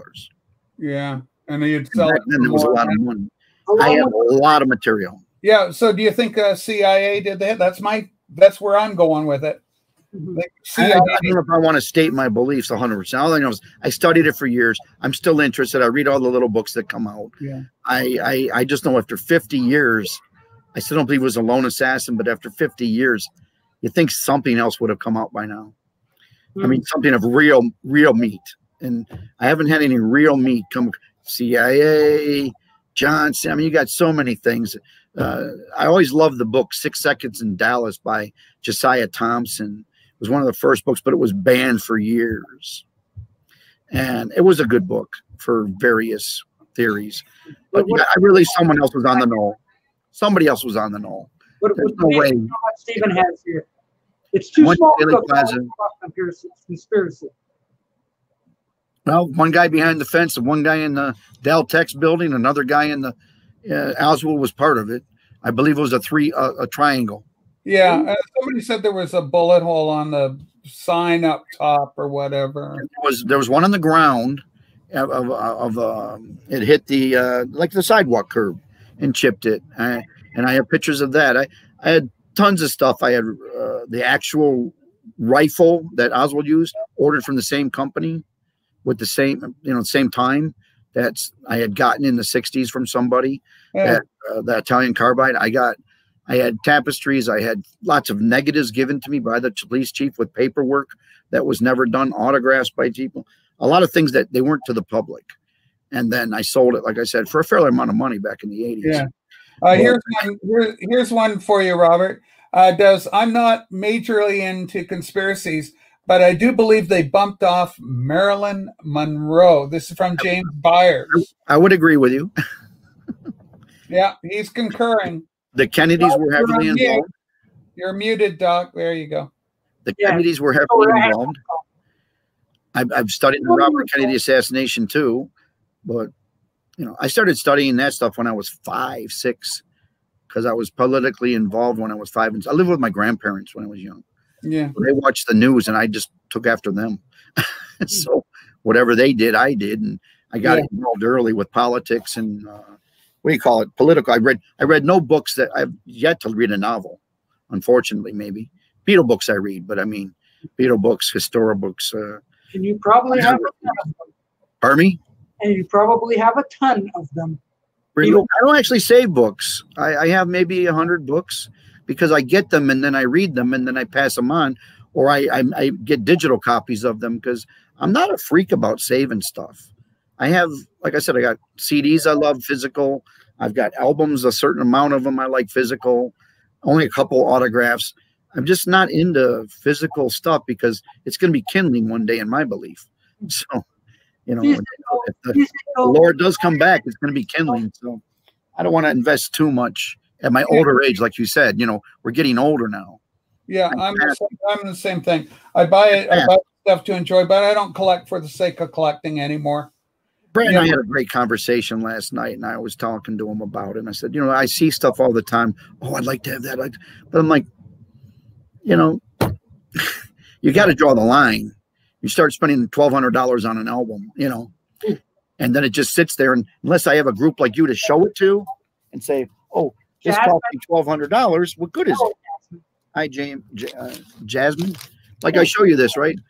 You know, it cost me $100 and something, and unless I show it to someone, who cares, right? Except for me. Yeah, it's for your enjoyment, all this stuff. But yeah, we have to enjoy life. Yeah, our mentality and everything. I mean, for me, a big motivation is just recapturing elements of my past. I just wanted my Beatles because I remember I had all my Beatles, you know, and so for me, that's what kind of was my gateway drug, and my gateway drug for all things music as well. I come right through the Beatles gate. Yeah. I got my Batmobile upstairs. I got my Will Robinson robot upstairs. You know, I wanted one of those. There's like $70 to get a good one, you know, and I've got my Batman cover over there. I have my little stuff from childhood to keep me going. Hey, Doc, do you remember the old Betazoid robots? They were like, there was a bronze one, there was a blue one, there's a white one. I just ran across those things on eBay or Pinterest, and I said, I used to have those things. They're like called the Robozoids or something. I was just going to say, what did you call them at the first? Betazoids or something like that. I was going to say zeroids. I got hemorrhoids. I'll get it. I'm going to pull it up here, Doc. I'll get the name. I think they were zeroids because they were advertised on the back. Done. Yeah, this has gone on way too long, Mr. Doc. Yes, I know. It's okay. They were called zeroids. Zeroids, yeah. I don't remember those. In the 60s? Yes. Yeah. Yeah, they were advertised on the back of comic books. You know, like they came in 3 different flavors. You know, and I believe they were by Ideal. So yes, I fall for it. I didn't read comic books as a kid. Oh, I did. I was hardcore. We'll get you trained. In fact, in behind me, all those are hardbound reproductions of the 1960 Silver Age output, Fantastic Four, all the Marvels, and then in the middle section down there are reproductions of Iron Man and some of the DC stuff. So Supergirl, Legion of Superheroes, and the like. So I was all caught up in the mythology. Massive. The Kiss Dolls came out when I was like 17 or 18, probably. So I was already chasing girls or whatever. I didn't have time for Kiss Dolls. Someone mentioned Kiss Dolls. Tom's Vinyl Shack. Yeah, that sounds like maybe the 80s market. 70. I went to their first concert in Detroit in 76. I did see them. I liked them. I like Kiss. I mean, I saw a lot of those groups, Humble Pie and Alice Cooper and all that stuff you did as a kid, you know, $4.50 to see Bob Seger. I mean, you know. Well, Bob Seger, local talent for you. Yeah. A lot of those groups I got to see at a young age because I hung out with some people that are slightly older. So at 13, I got to go see Alice Cooper for the $1 Billion Baby, which my mother didn't even find out about. Yeah, and I got 2 years on you, Robert. So yeah, I remember buying $1 Billion Babies when it came out, and I was like, so I'm born in '58, so we're in the same age cohort, you know. I do remember going to that concert because a 16-year-old babysitter snuck me in with him, and I was able to see it. And man, that's a long time ago. I think it was Olympia Stadium, from what I remember. I think they're at Cobo, I think. Well, in 73. Oh, that far back? 73, I think it was Olympia. My memory gets scrambled. You know, as we get older, you start mixing up. I saw Yes in 77. I saw Jethro Tull in 77. I saw a lot of those groups then. I think I remember Donovan opened for Yes when I was there. He was the opening band. Yeah. Yeah, not band, but the opening guy for Yes when I saw Yes. Yeah.